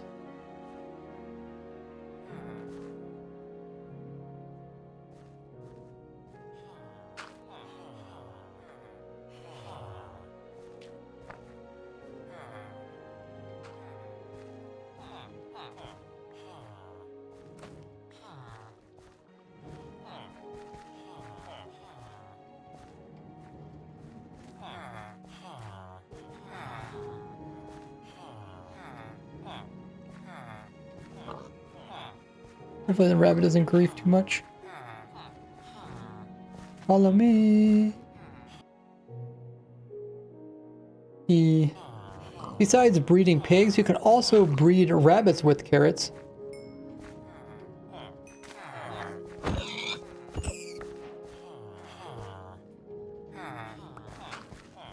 Dude, this guy's got some invincibility going on.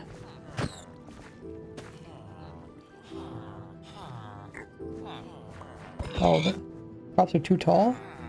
For real?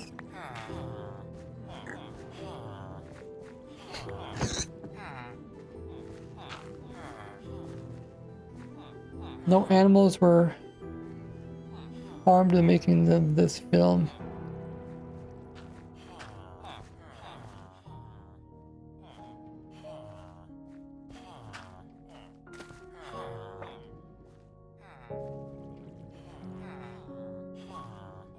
Okay, next up is Etham.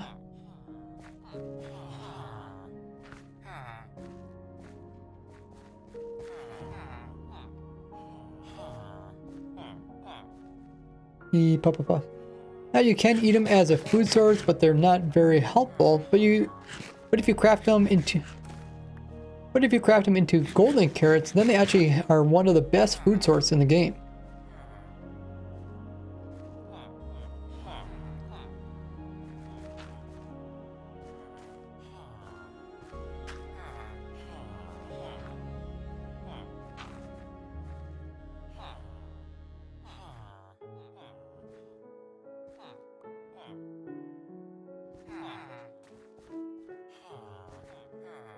How's carrots in 8th place?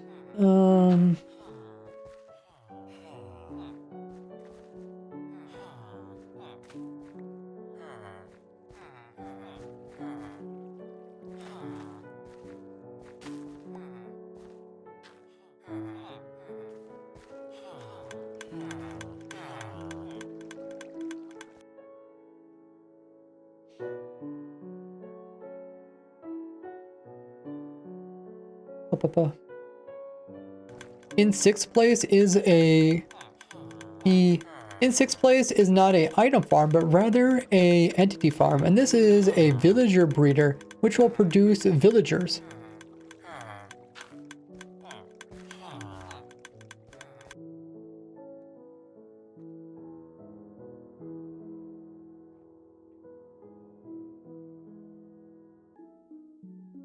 Oh wait, that's not right.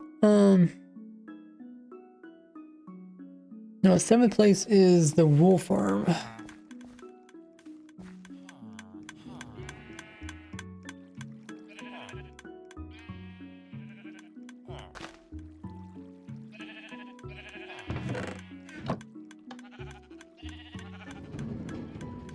Mod you're using the controller support? It's called Key to Joy.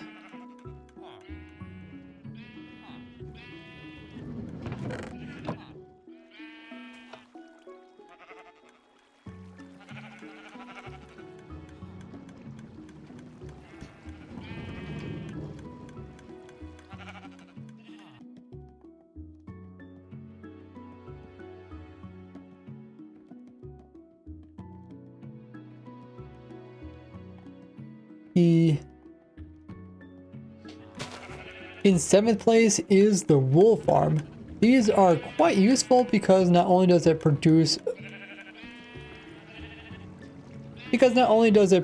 a wide variety of blocks, but you can get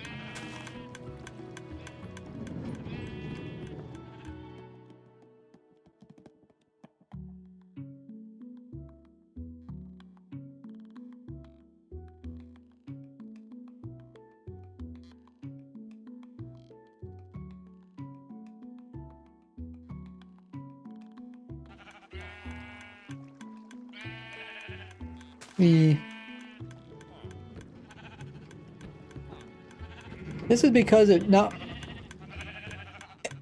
as well as producing a variety of colors, which can be useful in building different pellets.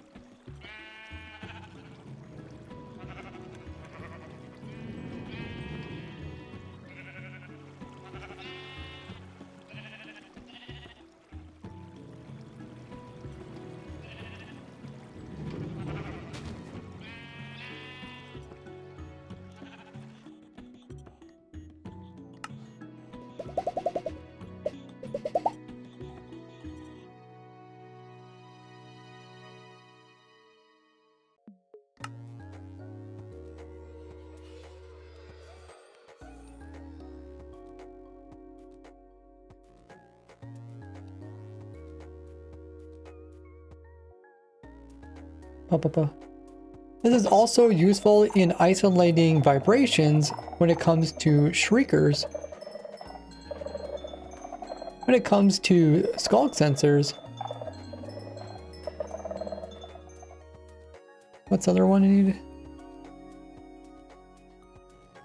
A lays. Oh yeah, lays. Where's our lay thing?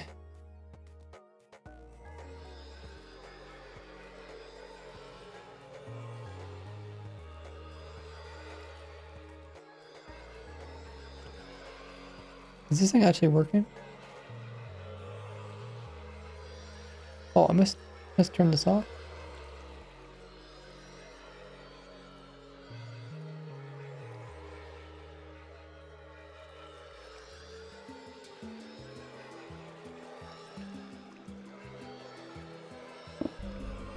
Oh my. For real? I guess I should replace this one. Didn't know there was a lay in there. Whatever. This is the back world anyway.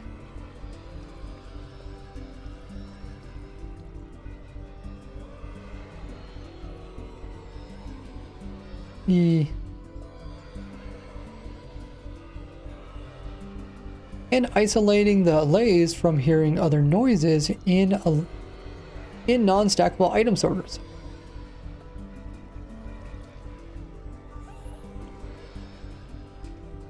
Let's go find a warden.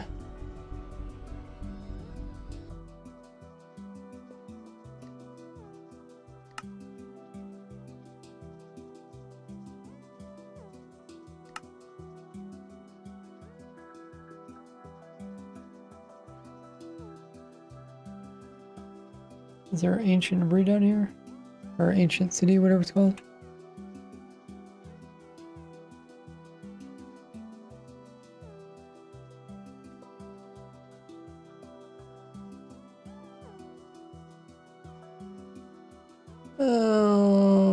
Maybe we should just locate one.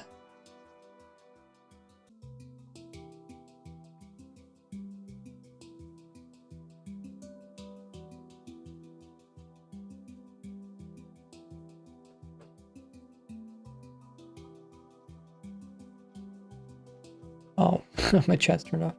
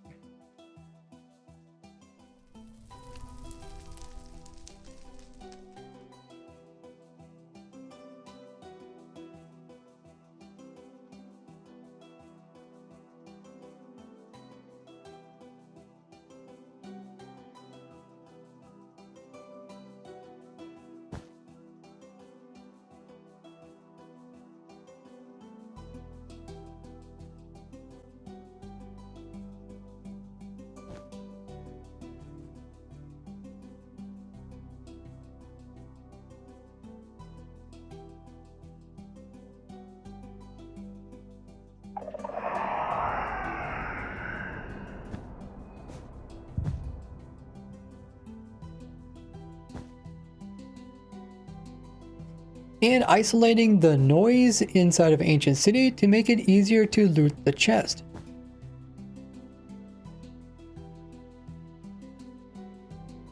And isolating things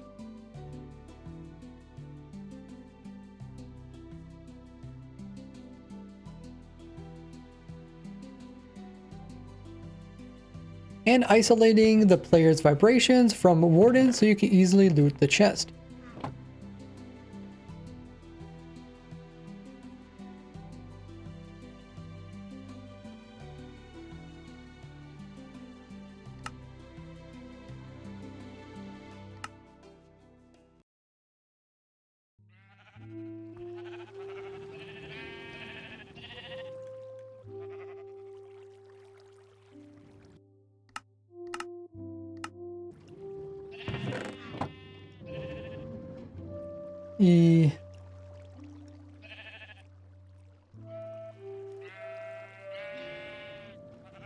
And the wide variety of colors can be crafted into a wide variety of things.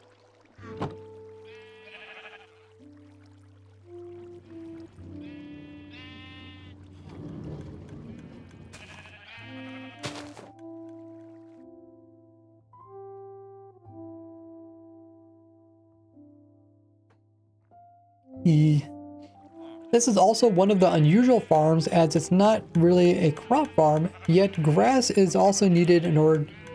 Yet grass normally Yet grass uses random ticks in order to grow to new areas, and this is what makes a grass farm possible.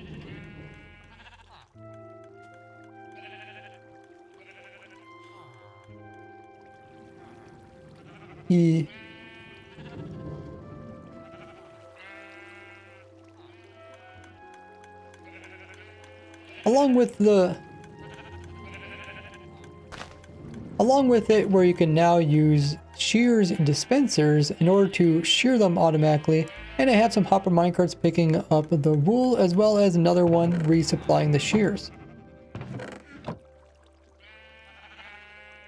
Probably clear out my inventory.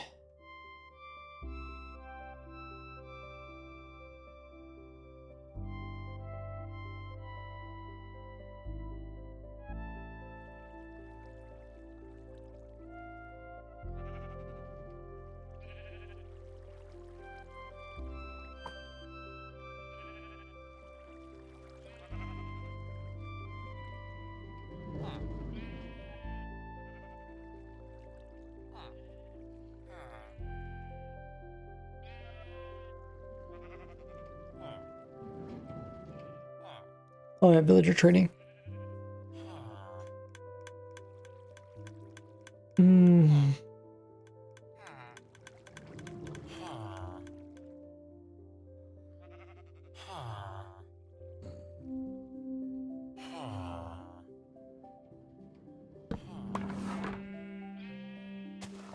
Okay, we gotta sell it some wool.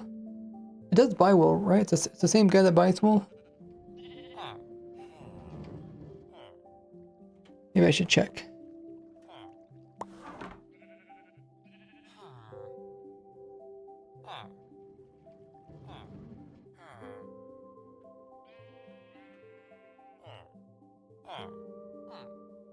Sell. Wait. What is this? Oh, shepherd.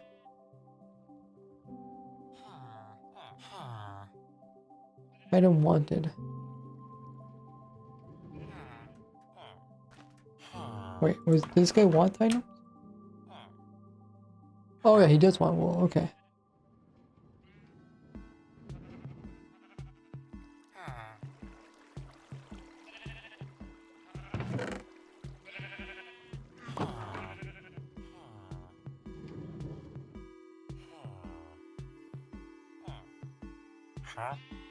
You could also trade different colors for emeralds. We'll leave this guy here.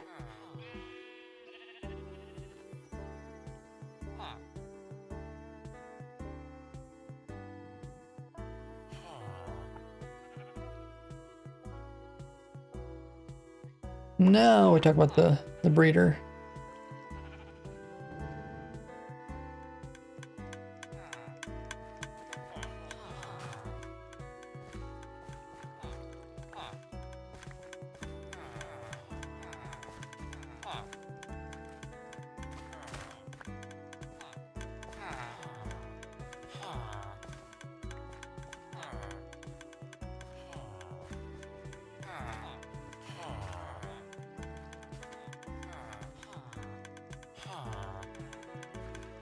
Save this clip.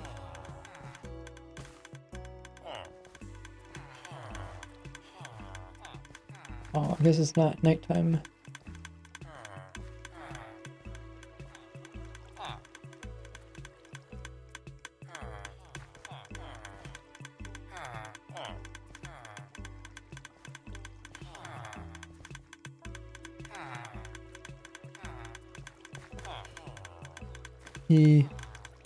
Villager breeder is in 6th place.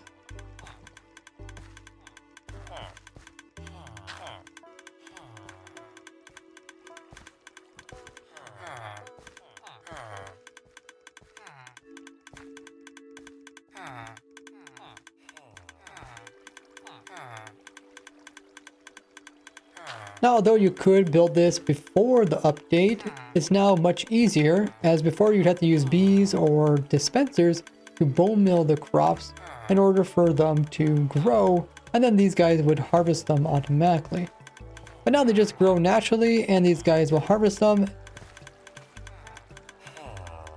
and the farmer guy will harvest them, and then they'll breed, producing babies. This is a great way to stock all of your villagers in your villager hall.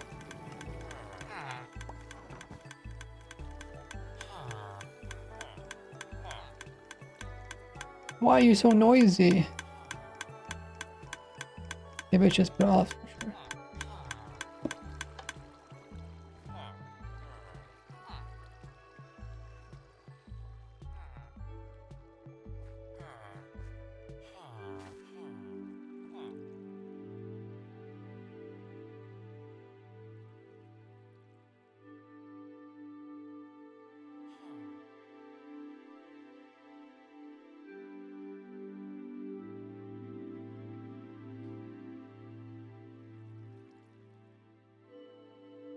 Hey, Lemon.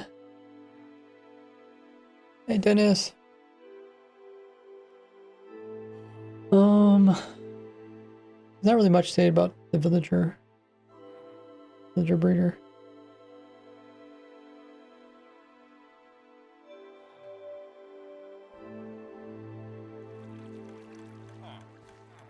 And since trading villagers is one of the best ways to get the most unique items in the game, this is why it ranks so high.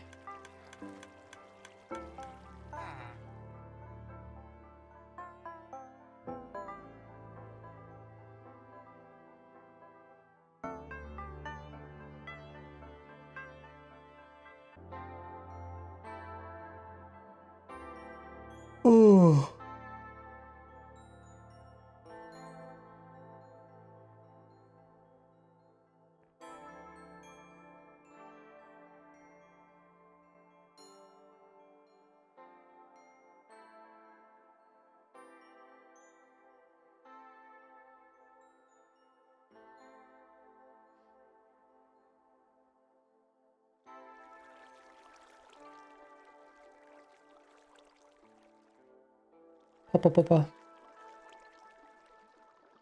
In 5th place is the pumpkin farm.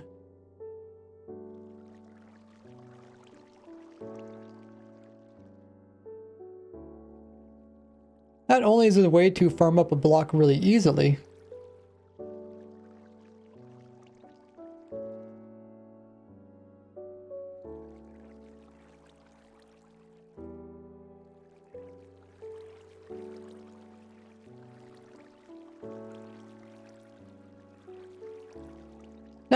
a way to farm up one of the best blocks in the game.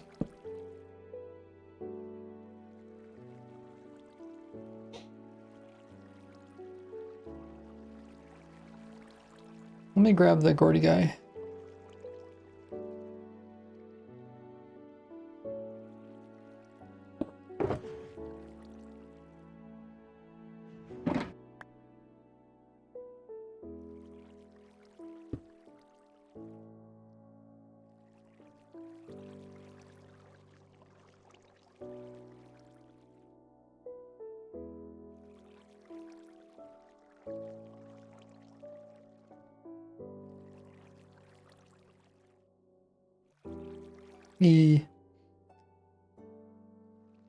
Not only do you farm up one of the coolest looking blocks. Oops.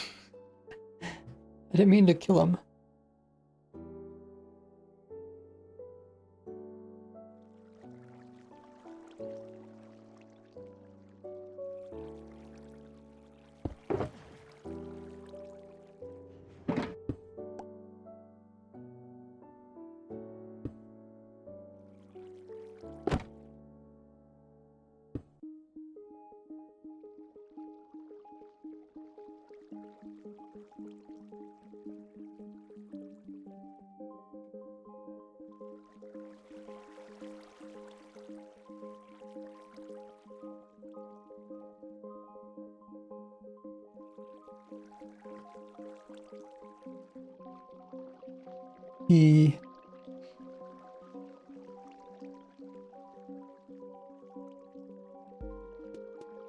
Not only do you farm up a block that look.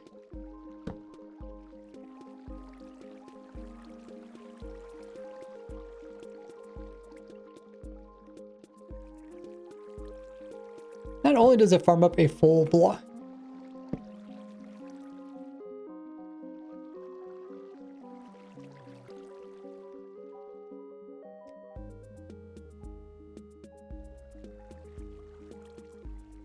Not only does it farm up a Not only does it farm up a useful block, but it also is one of Gordy's favorite blocks.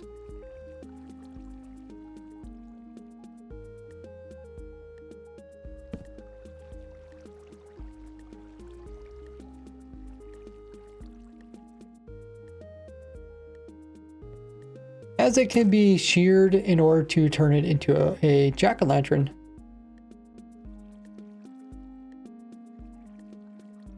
In order to turn it into a carved pumpkin.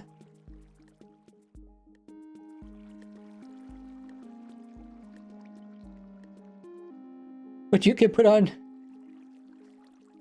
onto your face.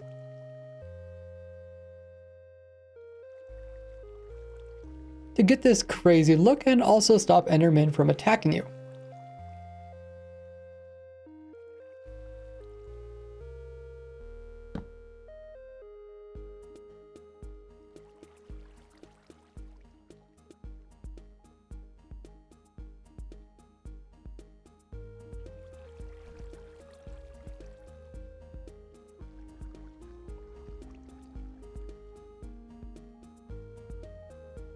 No.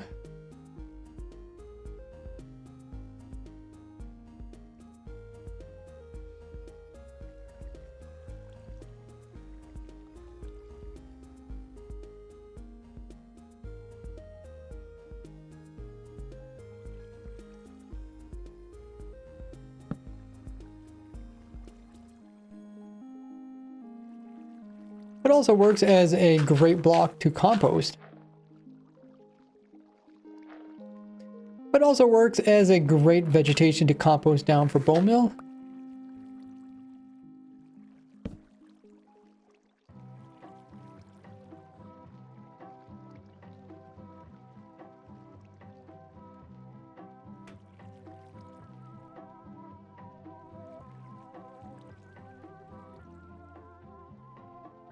See, we got villagers that will buy pumpkins.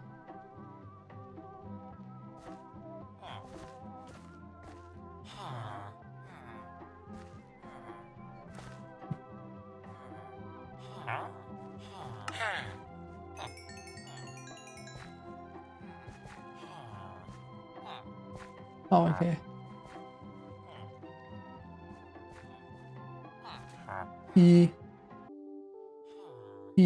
But it's one of the best things to trade with farmers in order to get emeralds.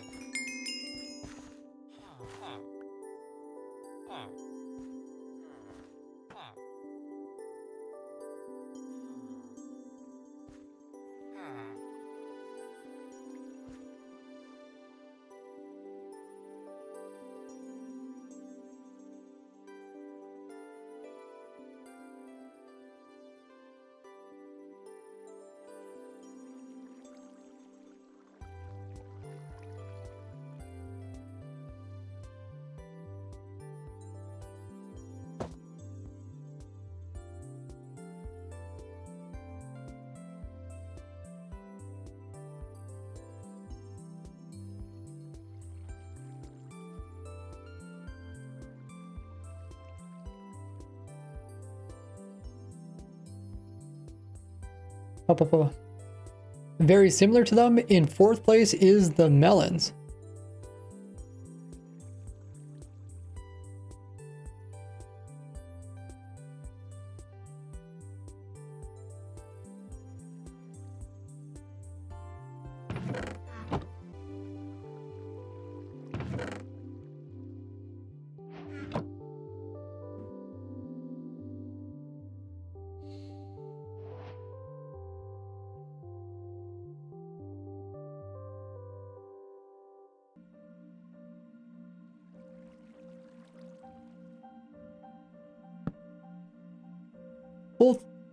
both the slices as well as the whole ones can be composted.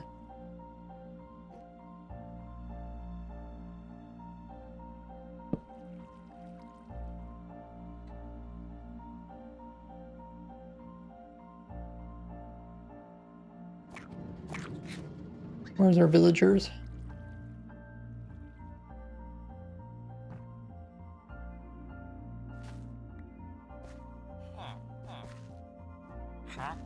Oh yeah, he'll buy some.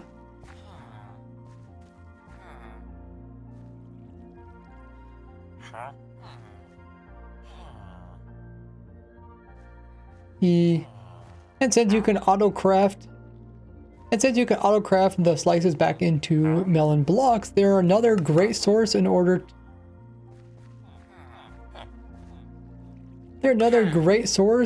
to get emeralds.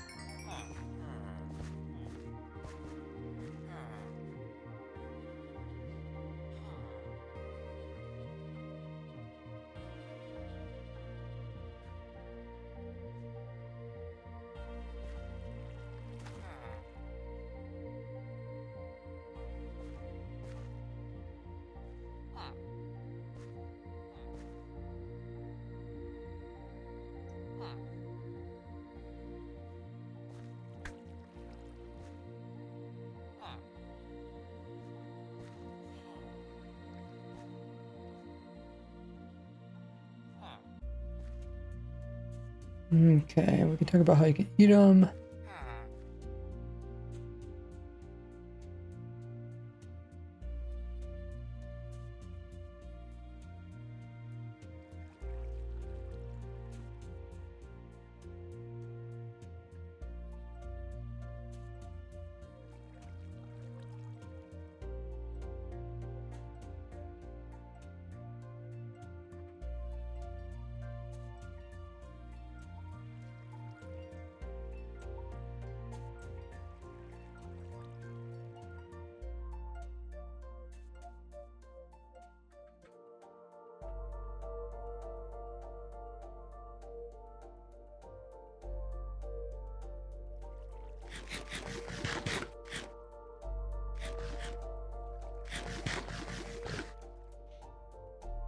You can eat them, but they don't provide a lot of saturation. You can eat them, but they don't provide a lot of hunger. They called hunger? Saturation?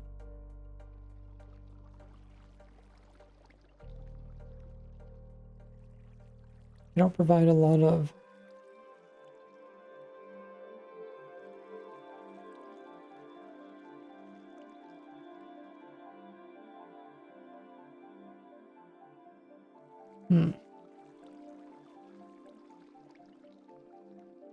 What do they call it? Food? They don't provide a lot of food. You can eat them, but they don't provide a lot of food.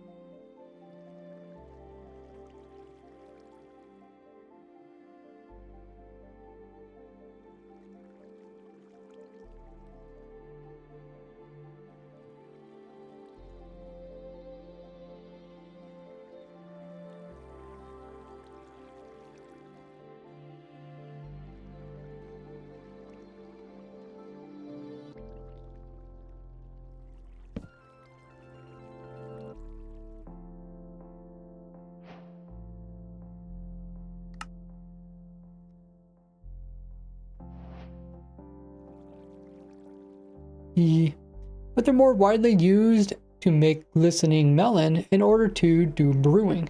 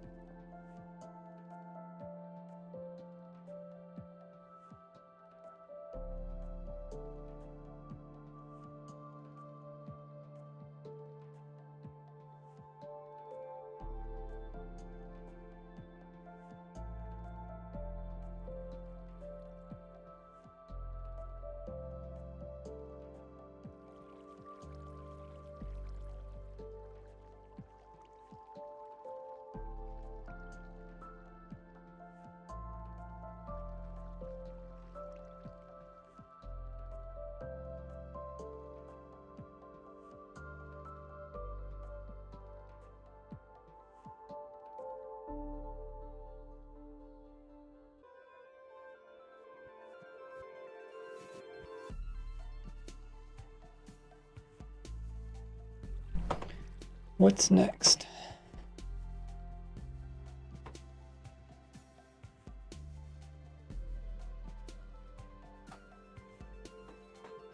Food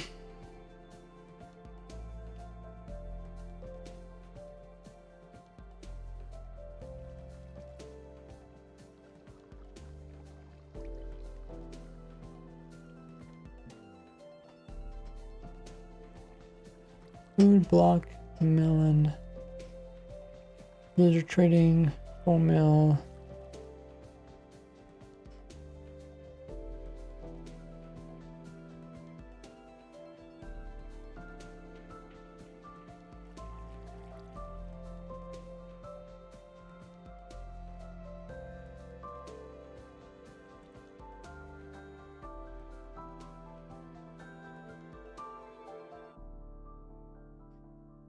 I guess we could talk about the farm.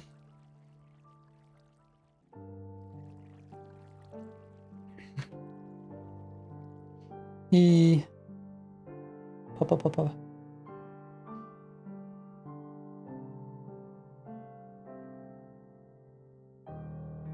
I have a few different style farms to harvest both the pumpkins and the melons. With this one here, it will come through and break them off and then collect the slices as well as the pumpkins with the hopper minecarts. Currently they are full because this farm has been picking up everything inside of spawn chunks.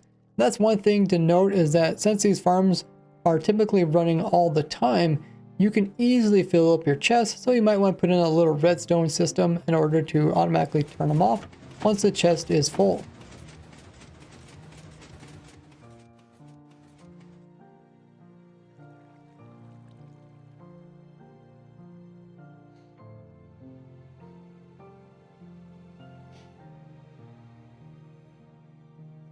But the design itself is quite simple. Even this big design here is quite simple, as it will unload all the items afterwards.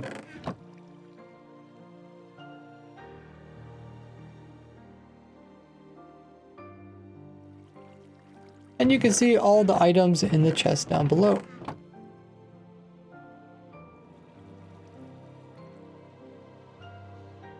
Okay, oh, I think it ran its...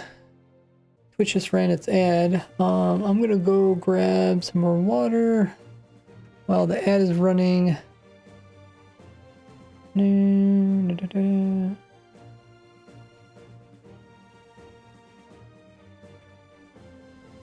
I will be right back.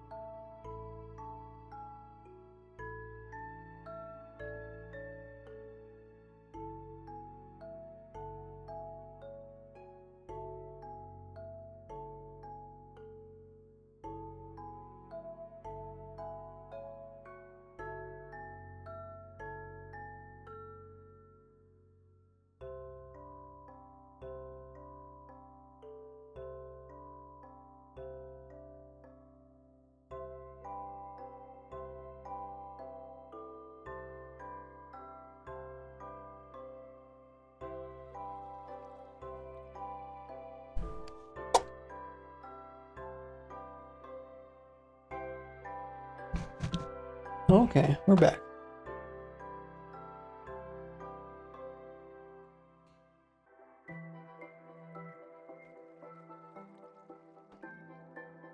We finished talking about pumpkins and melons.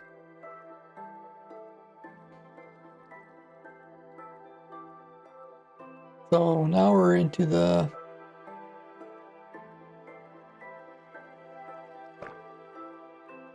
I think we're in the third place now.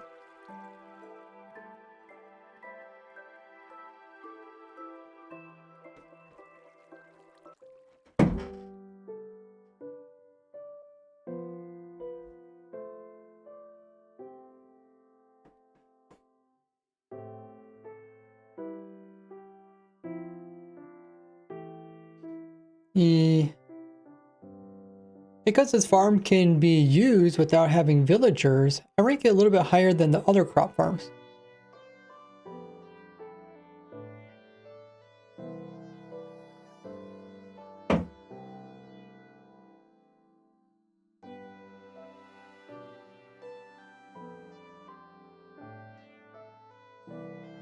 Okay, yeah, I think Kane, the last three.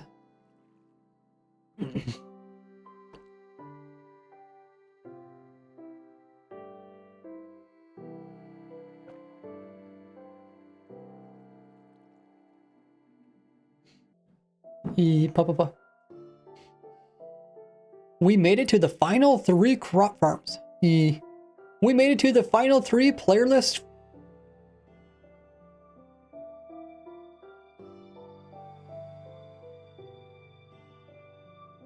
We made it to the final 3 new playerless farms.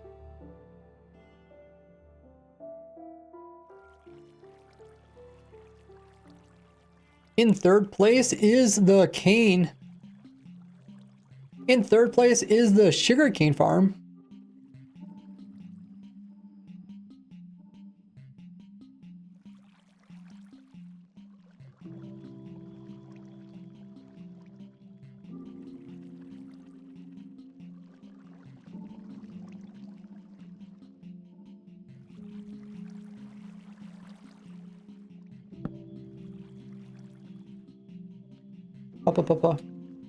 Which could be used in order to compost down for bone meal.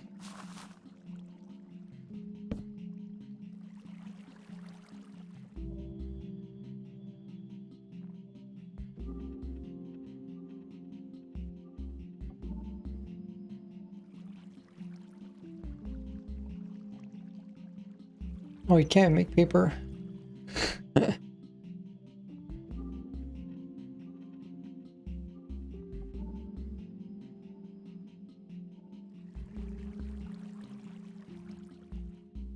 Oh, it's build limit. Can't place down a block.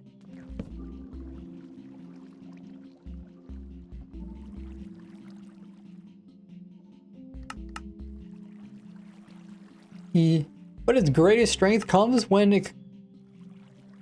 But its greatest use is when you craft it into paper.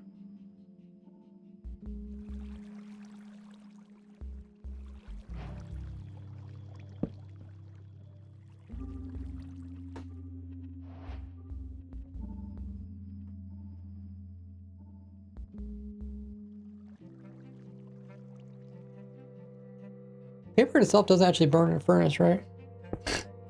Just notice that's kind of a strange.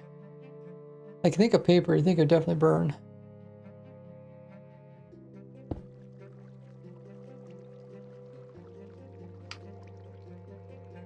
Okay, what type of villager buys paper?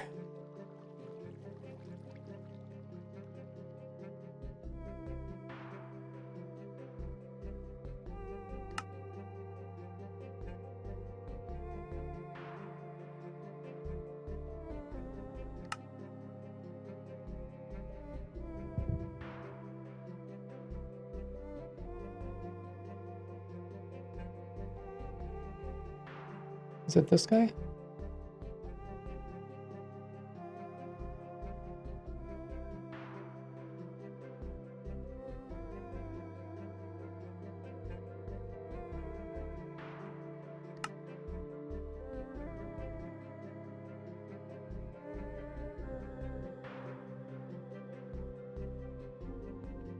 Which not only is a great source of emeralds,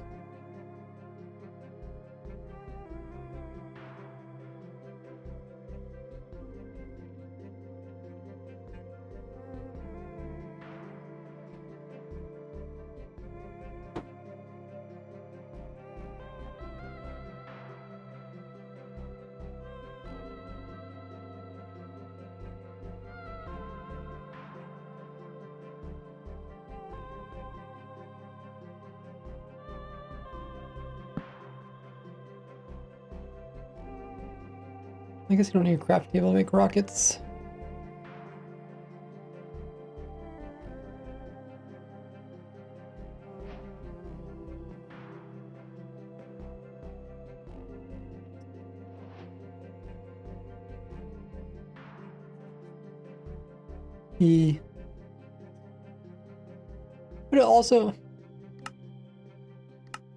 But it also used to craft a bunch of things, including one of the most used items when it comes to endgame, and that is firework rockets, which is used for your elytra.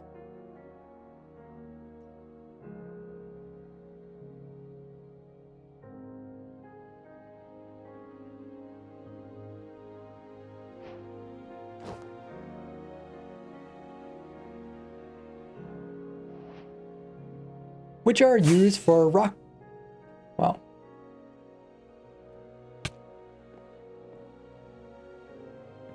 Which are used for elytras.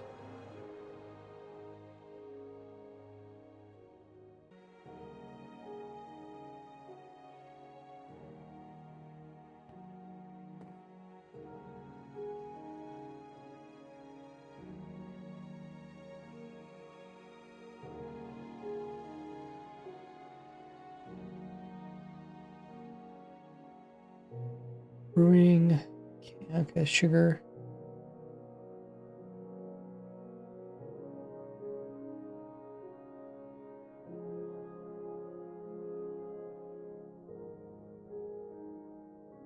Sugar trading villagers.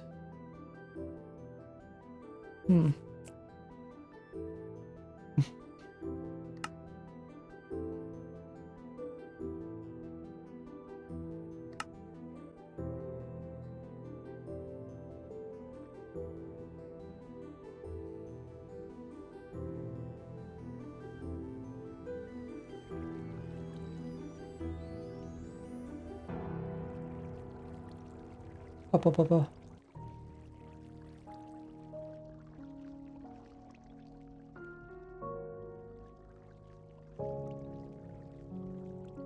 And just like the melon and pumpkin farm, there's a few different versions of farms that are really simple, and this is why it ranks so high up. And this is why I ranked it so high. Even this big design here is actually quite simple.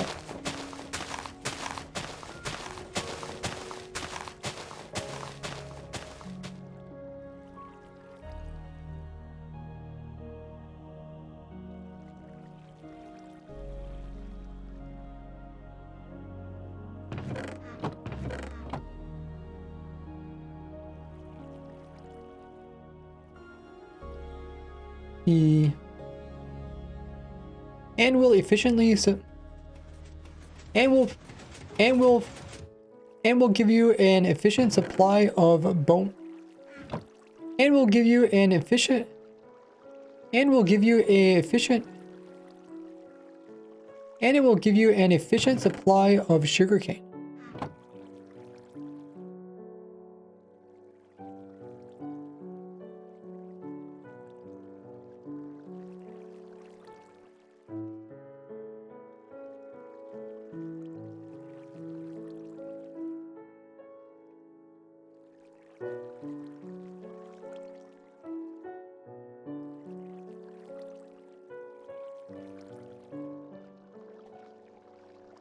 Hey, how you doing there, slime?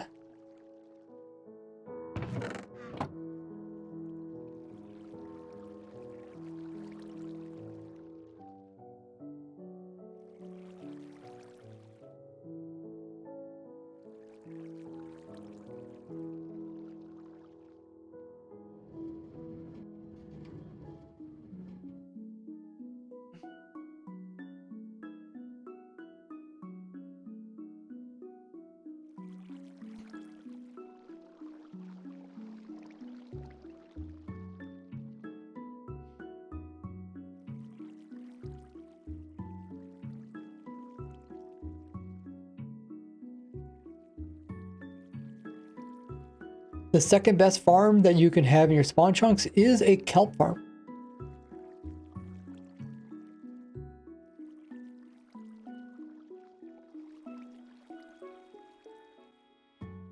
The second best new playerless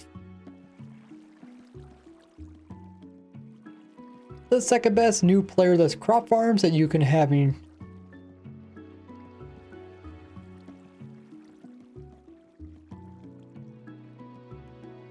In second place is a kelp farm.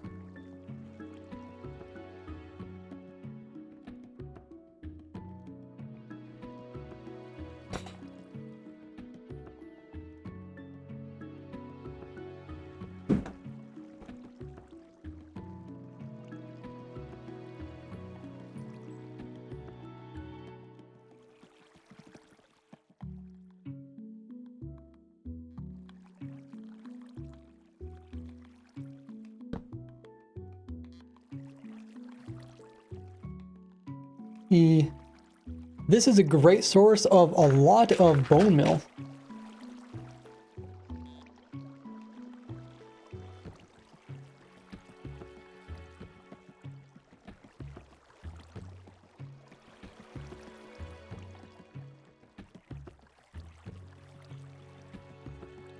It's a great source to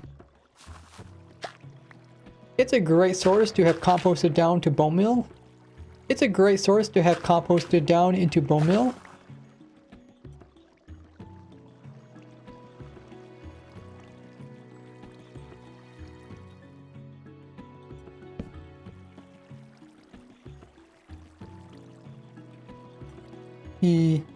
But it's mainly used for its great use.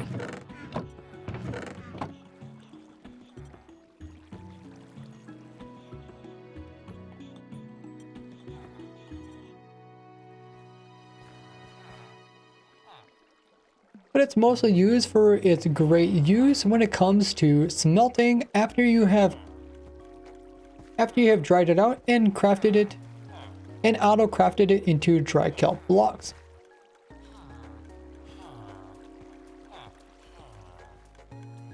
I need to subscribe, but it costs too much money. Oh, you mean here on Twitch?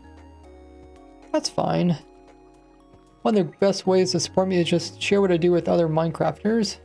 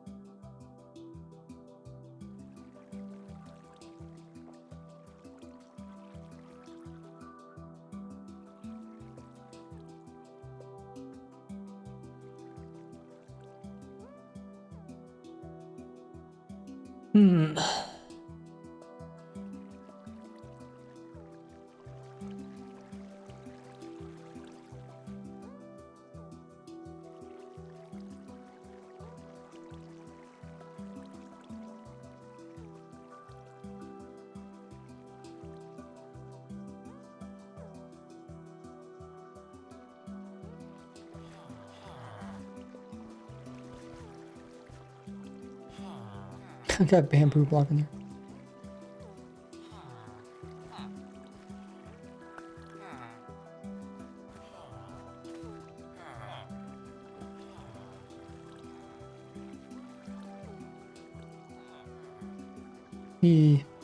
And because the farm itself has to first smelt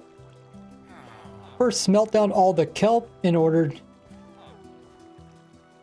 and because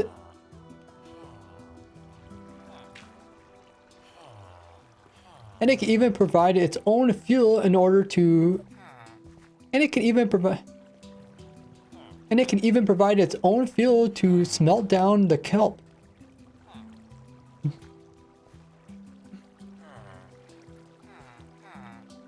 While providing it, which also produces a surplus of which produces a surplus of dried kelp blocks, meaning you got an infinite fuel source with this farm.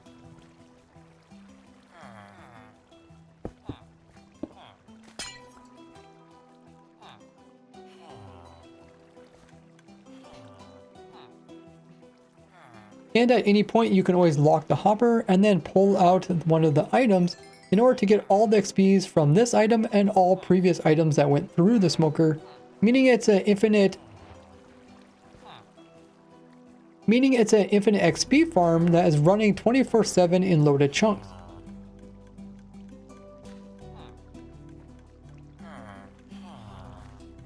So you never have to waste time actually killing mobs.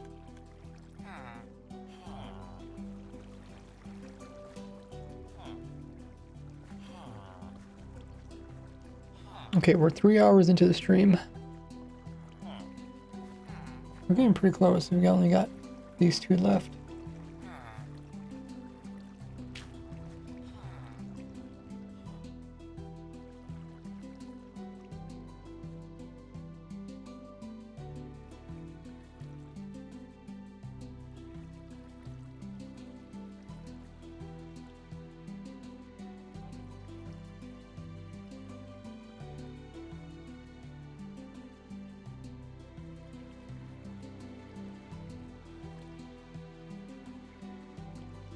Okay, what else? Smells, decoration.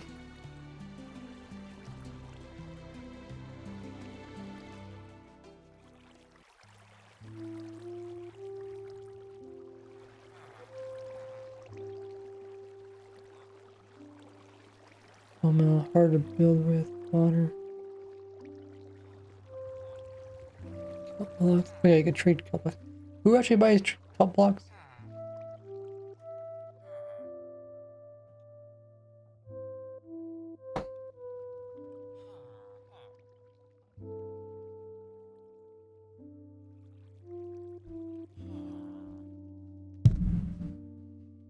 The butcher? Oh, butcher. Butcher.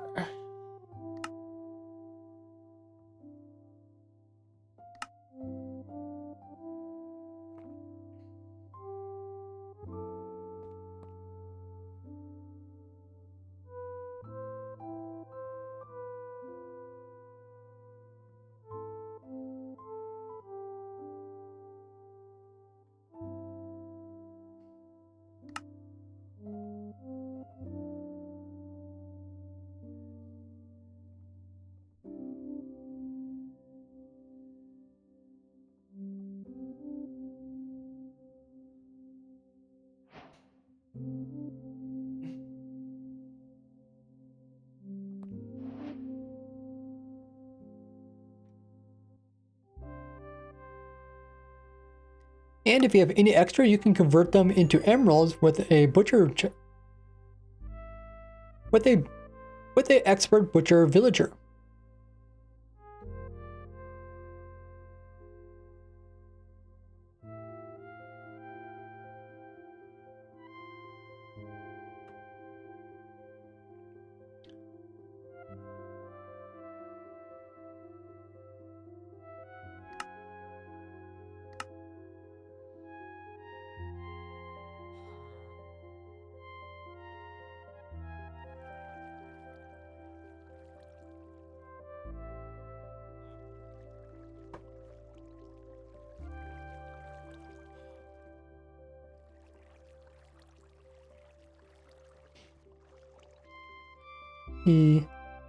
Because it has so many uses, I ranked it in 2nd place.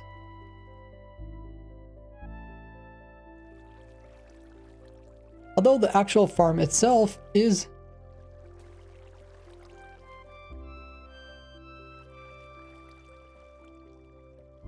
where's my lever?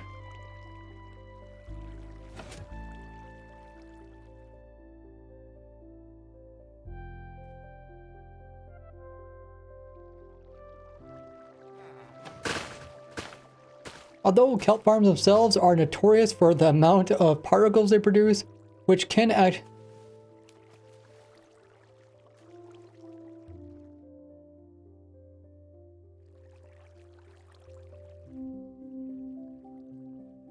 which create a huge which can drop your frames down to nothing, but also produce a ton of items, which also drops the TPS of the server down.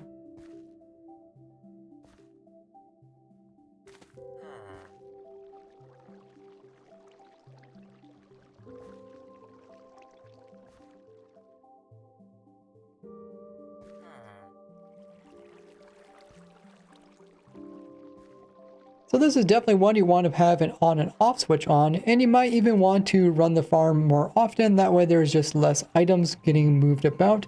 But once it completes the round, then the TPS immediately goes back up, and as you can see, it does produce an insane amount of items. But since the entire kelp farm has to be built in water, it is a little bit more complicated to build, and that is why it doesn't rank any higher.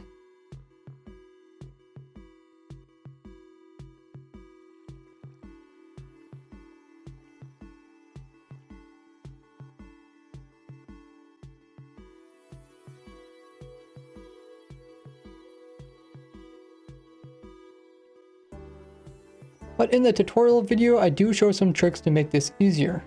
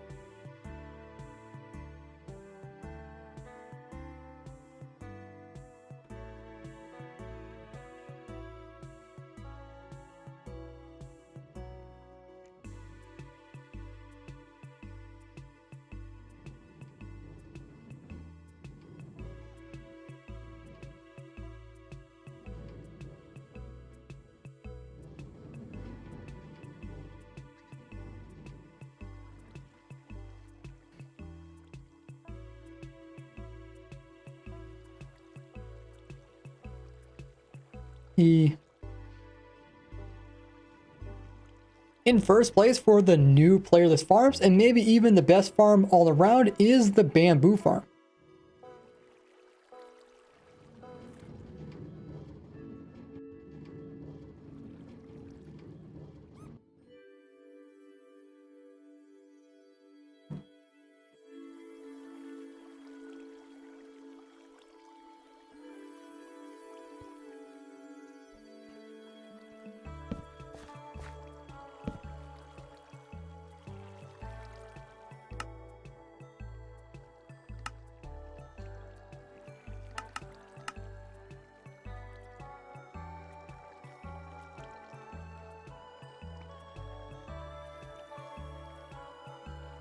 This is because the bamboo can be crafted into bamboo blocks, which then can be crafted into planks, making an infinite wood source without you ever having to chop down any trees.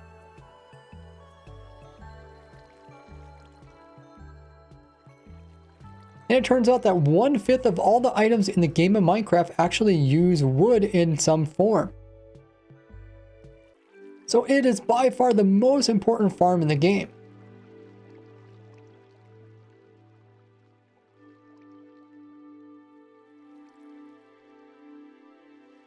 So much lag. Yeah, it's not, the stream isn't crashing. It's the TPS on my game. The stream just they just get an image, like they just take just like they take screenshots and then they just send the image to you guys. So just my game slowing down.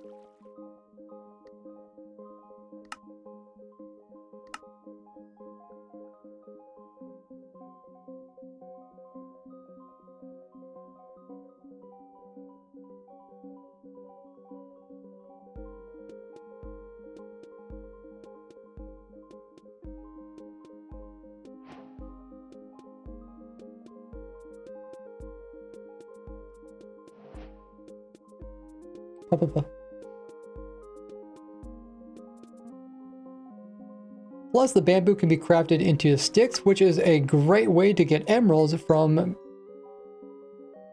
Fletcher villagers.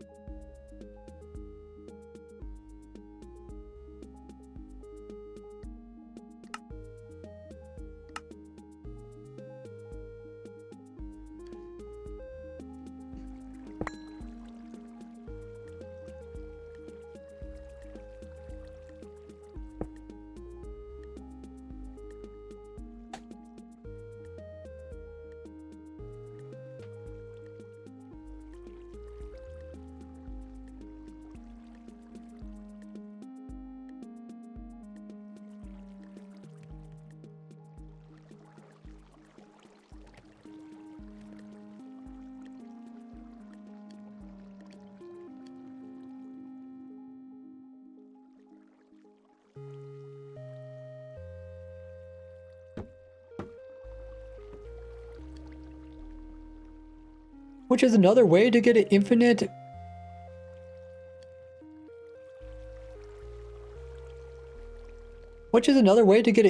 XP source.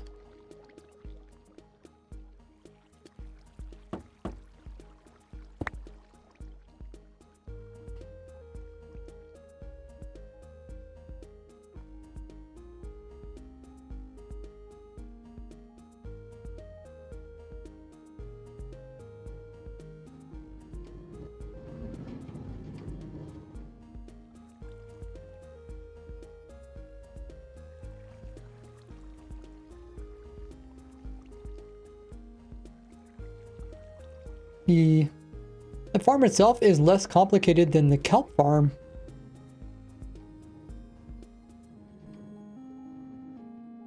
But can come in a couple different designs. This one here is the most efficient one, being the entire length of the spawn chunks.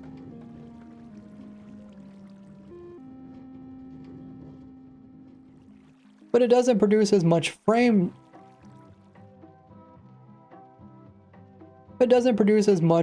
lag or TPS drop as the kelp farm.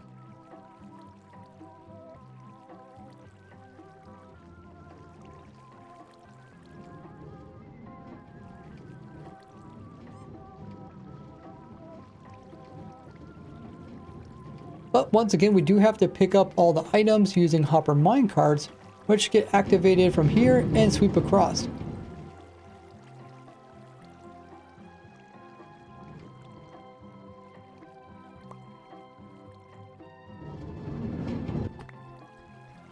I also have a system underneath which can automatically craft them down into the blocks and craft them down into the actual planks. But you can see the entire system is all backed up because it produces so much.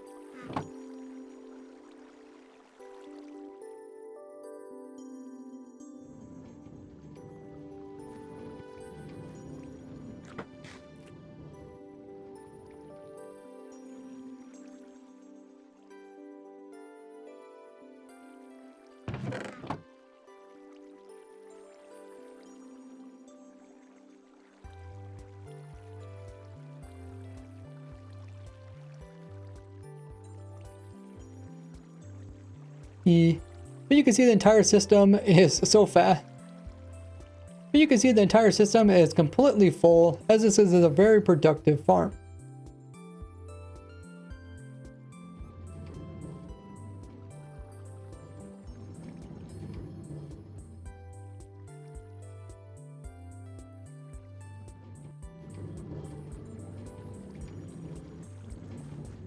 The only downside to this farm is that it does need light in order to grow, so make sure to build this farm at the very top of anything else in your world.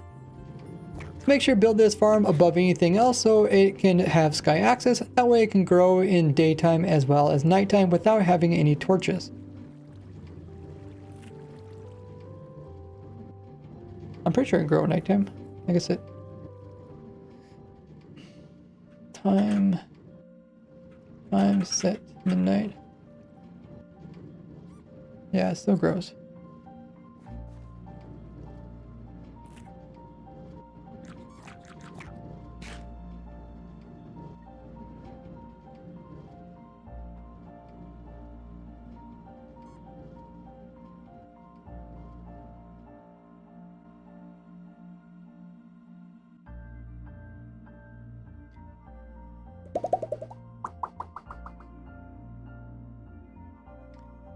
Well, my throat is very tired.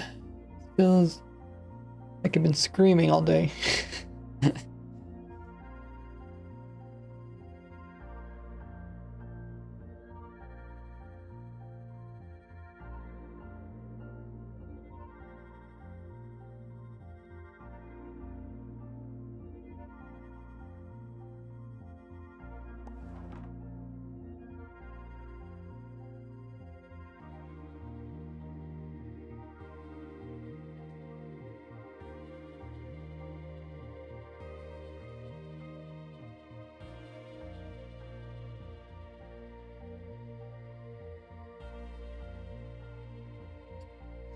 I read my notes. We have to do the cactus farm still.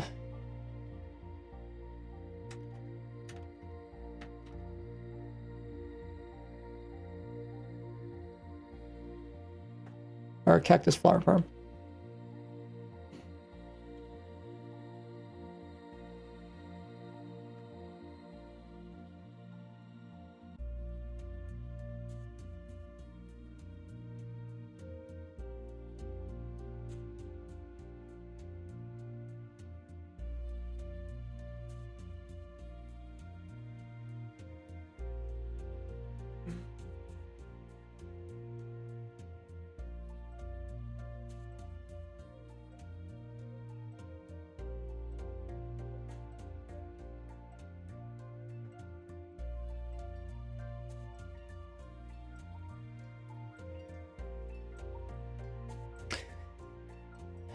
Okay, I don't know what I want to do next. I don't want to record anymore. I need to let my voice rest.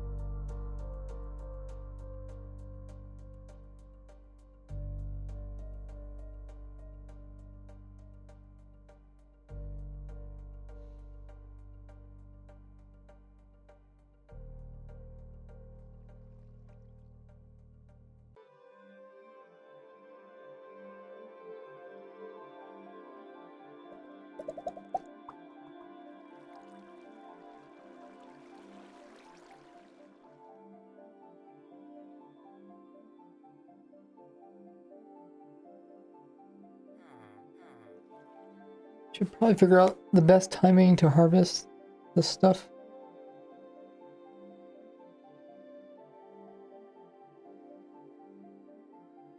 Hey, Swen.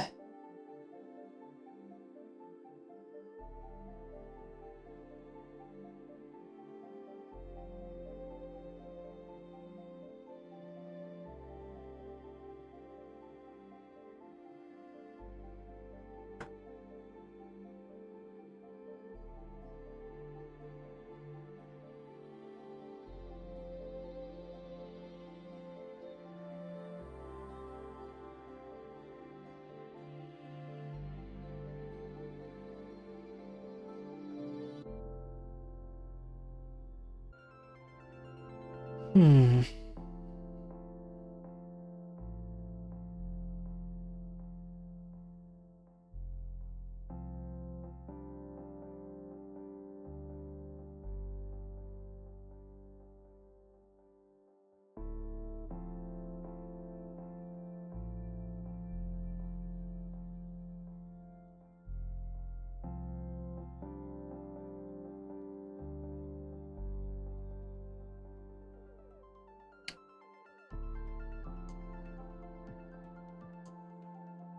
I'll have to remember to turn off the farms too.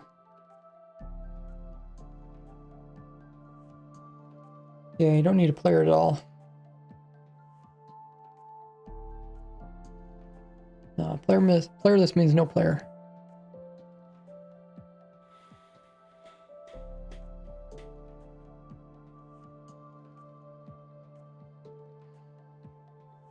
Okay, I'll just put signs. Let me just make sure we're in the right world.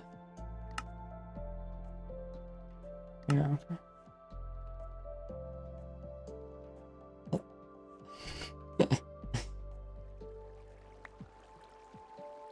Oh, that's funny.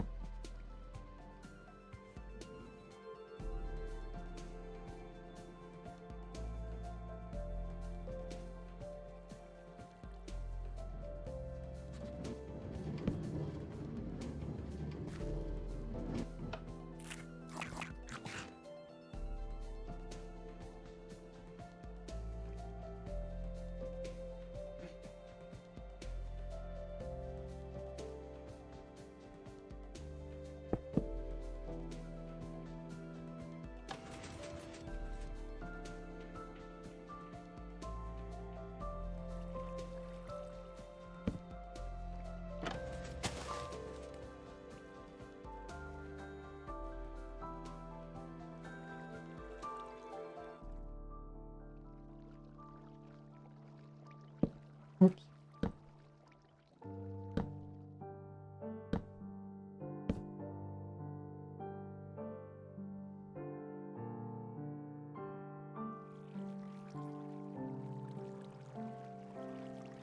I'll use a daylight sensor for this one.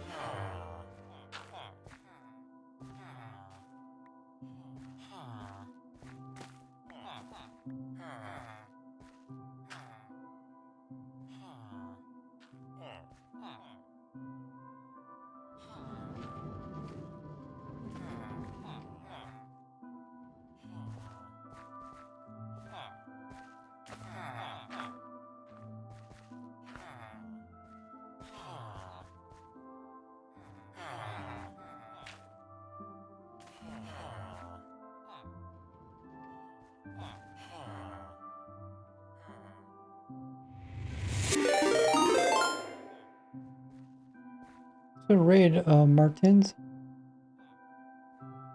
How you doing?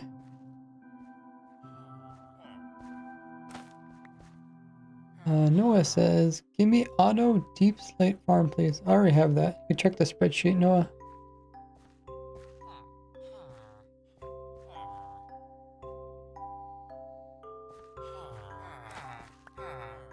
Doing pretty well. Kind of tired. I just recorded for 3.5 hours. How was your stream? Appreciate the raid. Did it go well?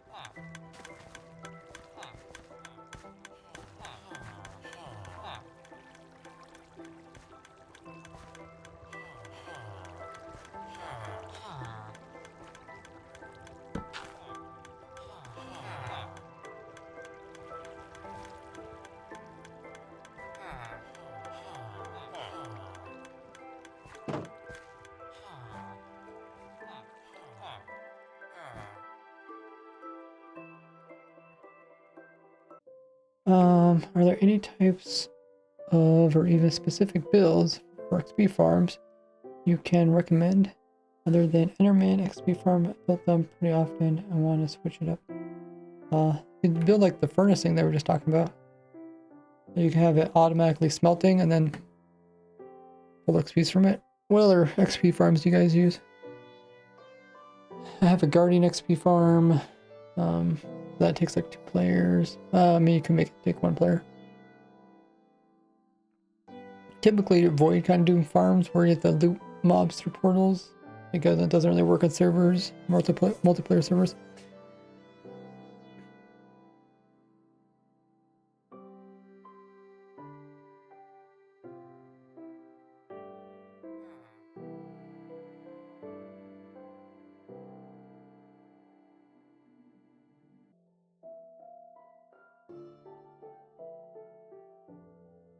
Oh, Pigman. Pigman XP farm's the main way you get XPs, right?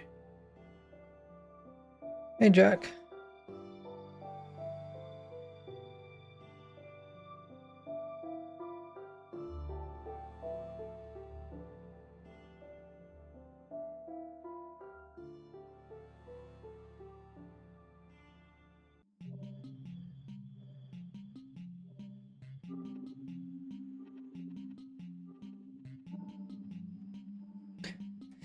Well, did we turn them all off?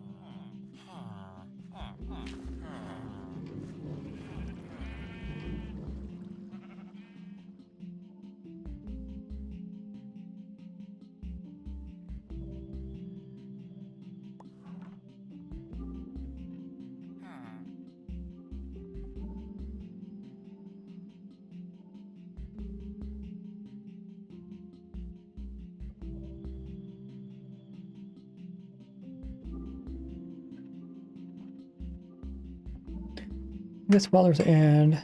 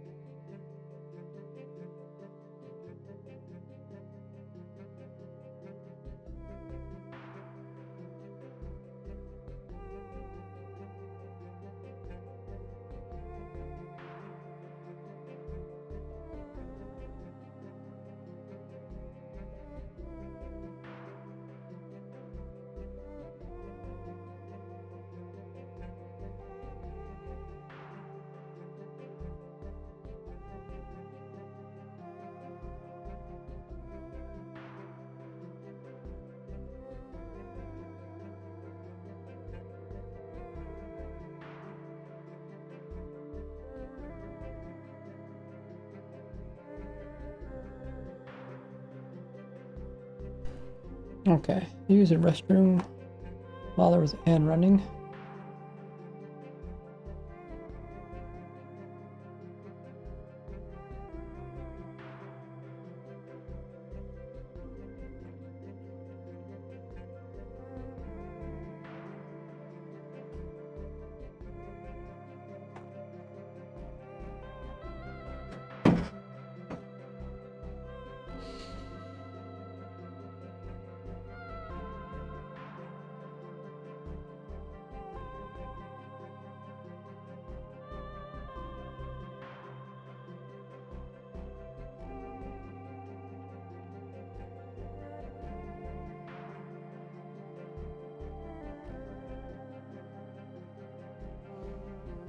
Should we make schematics of them?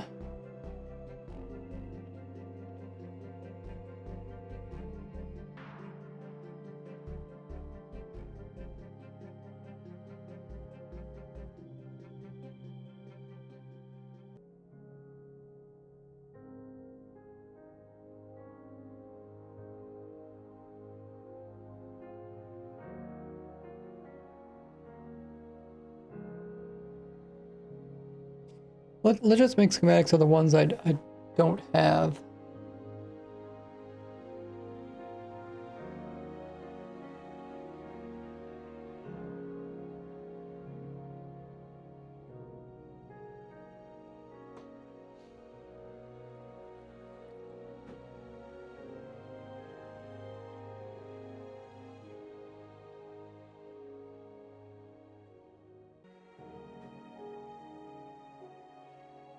We have this one.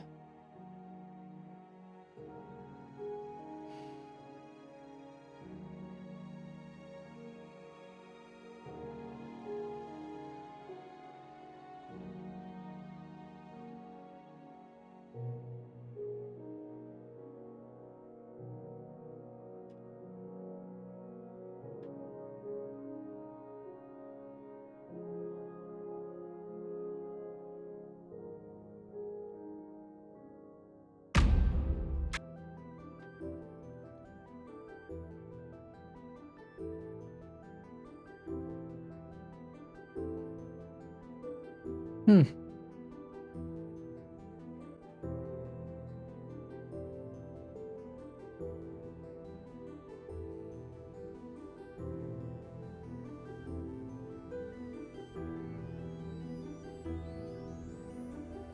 Okay, I do have a video on it, but I don't have a schematic.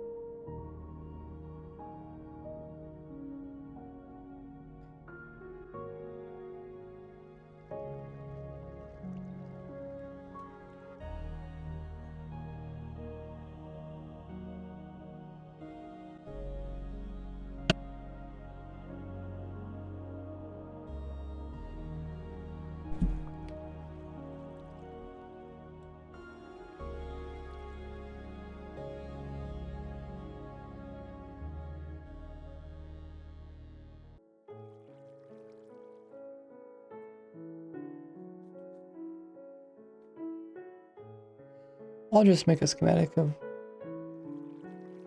each of them. Whoops.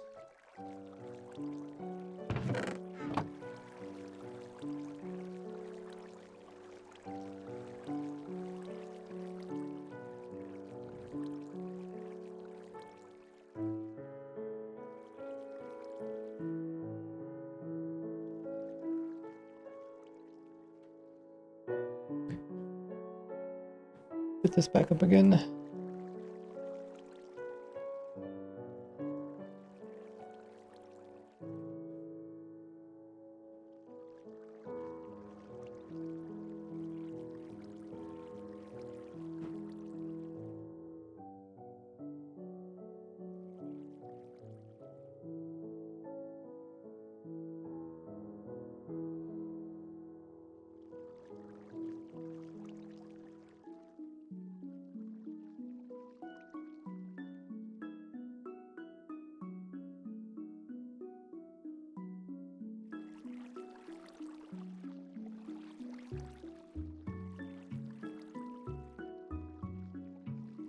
Oops.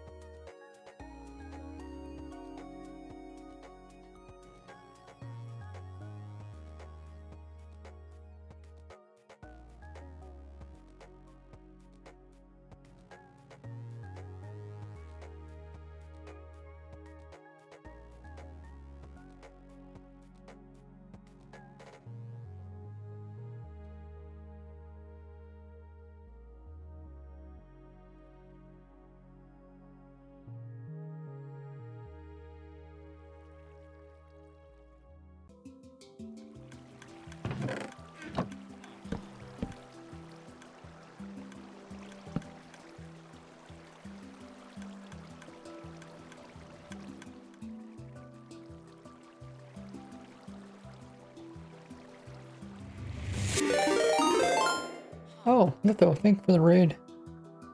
Appreciate that.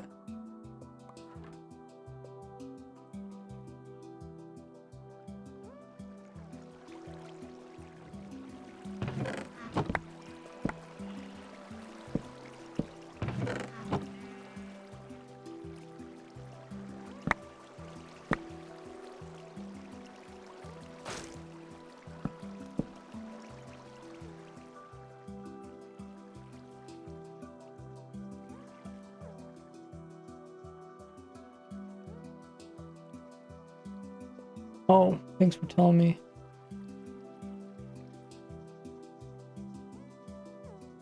Click the wrong button. Now you should be able to see it.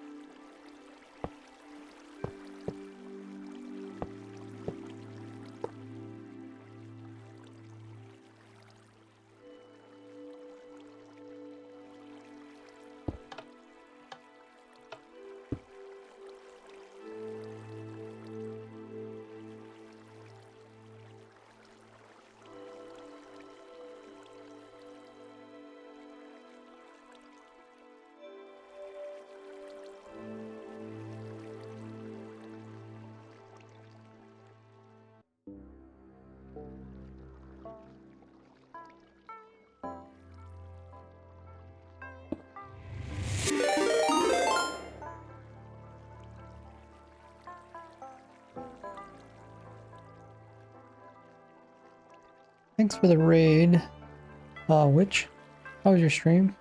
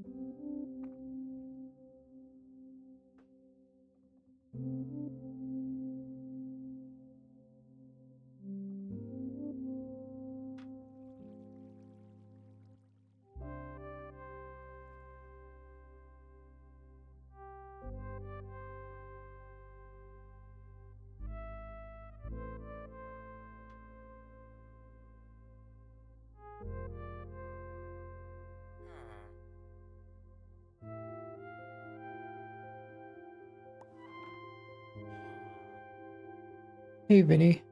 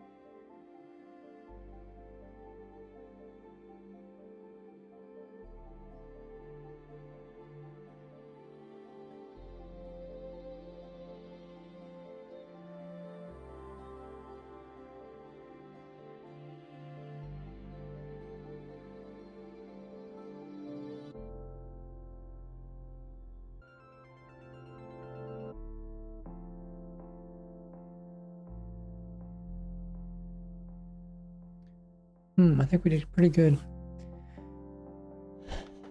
I made schematics because these designs are 3 chunk long for people that want from a small chunk, so it'd be perfect. So I want to remake all the schematics. But I can't do these until I break down half of these. So I'll have to make a backup for the world. Make the rest schematics.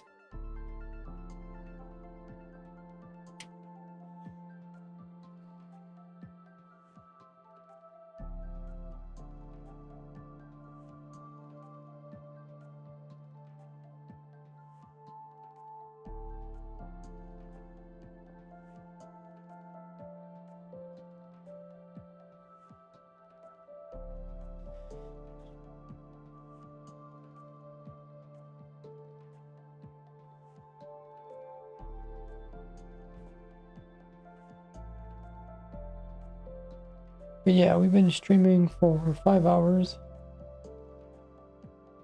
And my throat's pretty tired, so I don't want to talk, but I was able to work on making those schematics. But let's find somebody to raid. While I'm getting the raid going, make sure you guys check me out on not only my YouTube, by having the bell notification set to all. I'm also check me out on Discord, Twitter, Patreon, TikTok, Instagram, Reddit. Even have a Facebook. I guess I have Instagram. Yeah, I guess the Instagram is there. Let's raid somebody.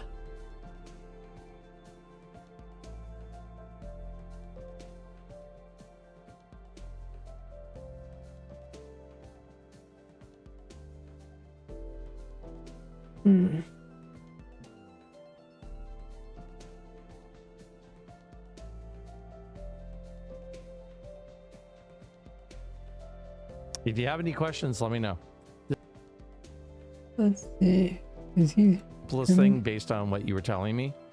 But if you have any questions about how to modify it, let me know.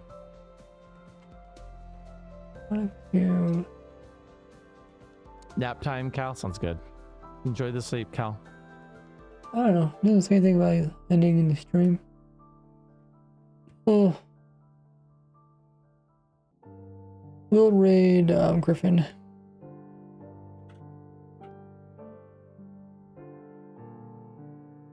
Griffin, I think he's playing. He's only playing Minecraft. I think he's playing. I think he's playing modded. We'll see. Be right back.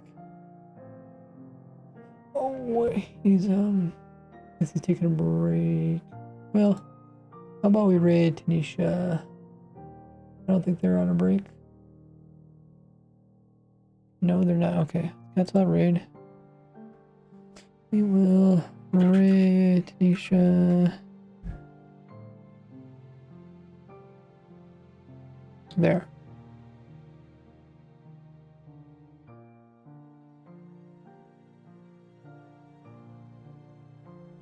Okay.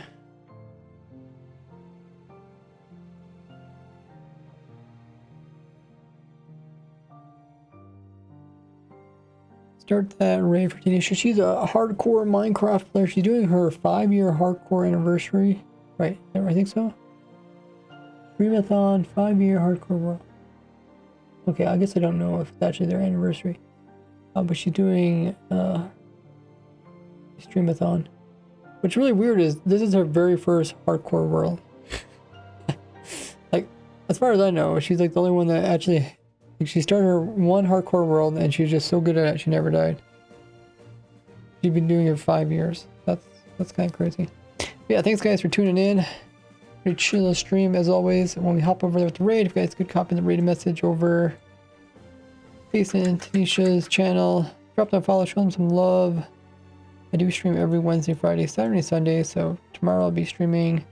Sunday we'll be looking at the supporter server, which is going to be the Terraria themed Minecraft challenge. Look forward to that. Appreciate you guys tuning in. Thanks for all the raids today and chilling in the chat. As always, bye-bye.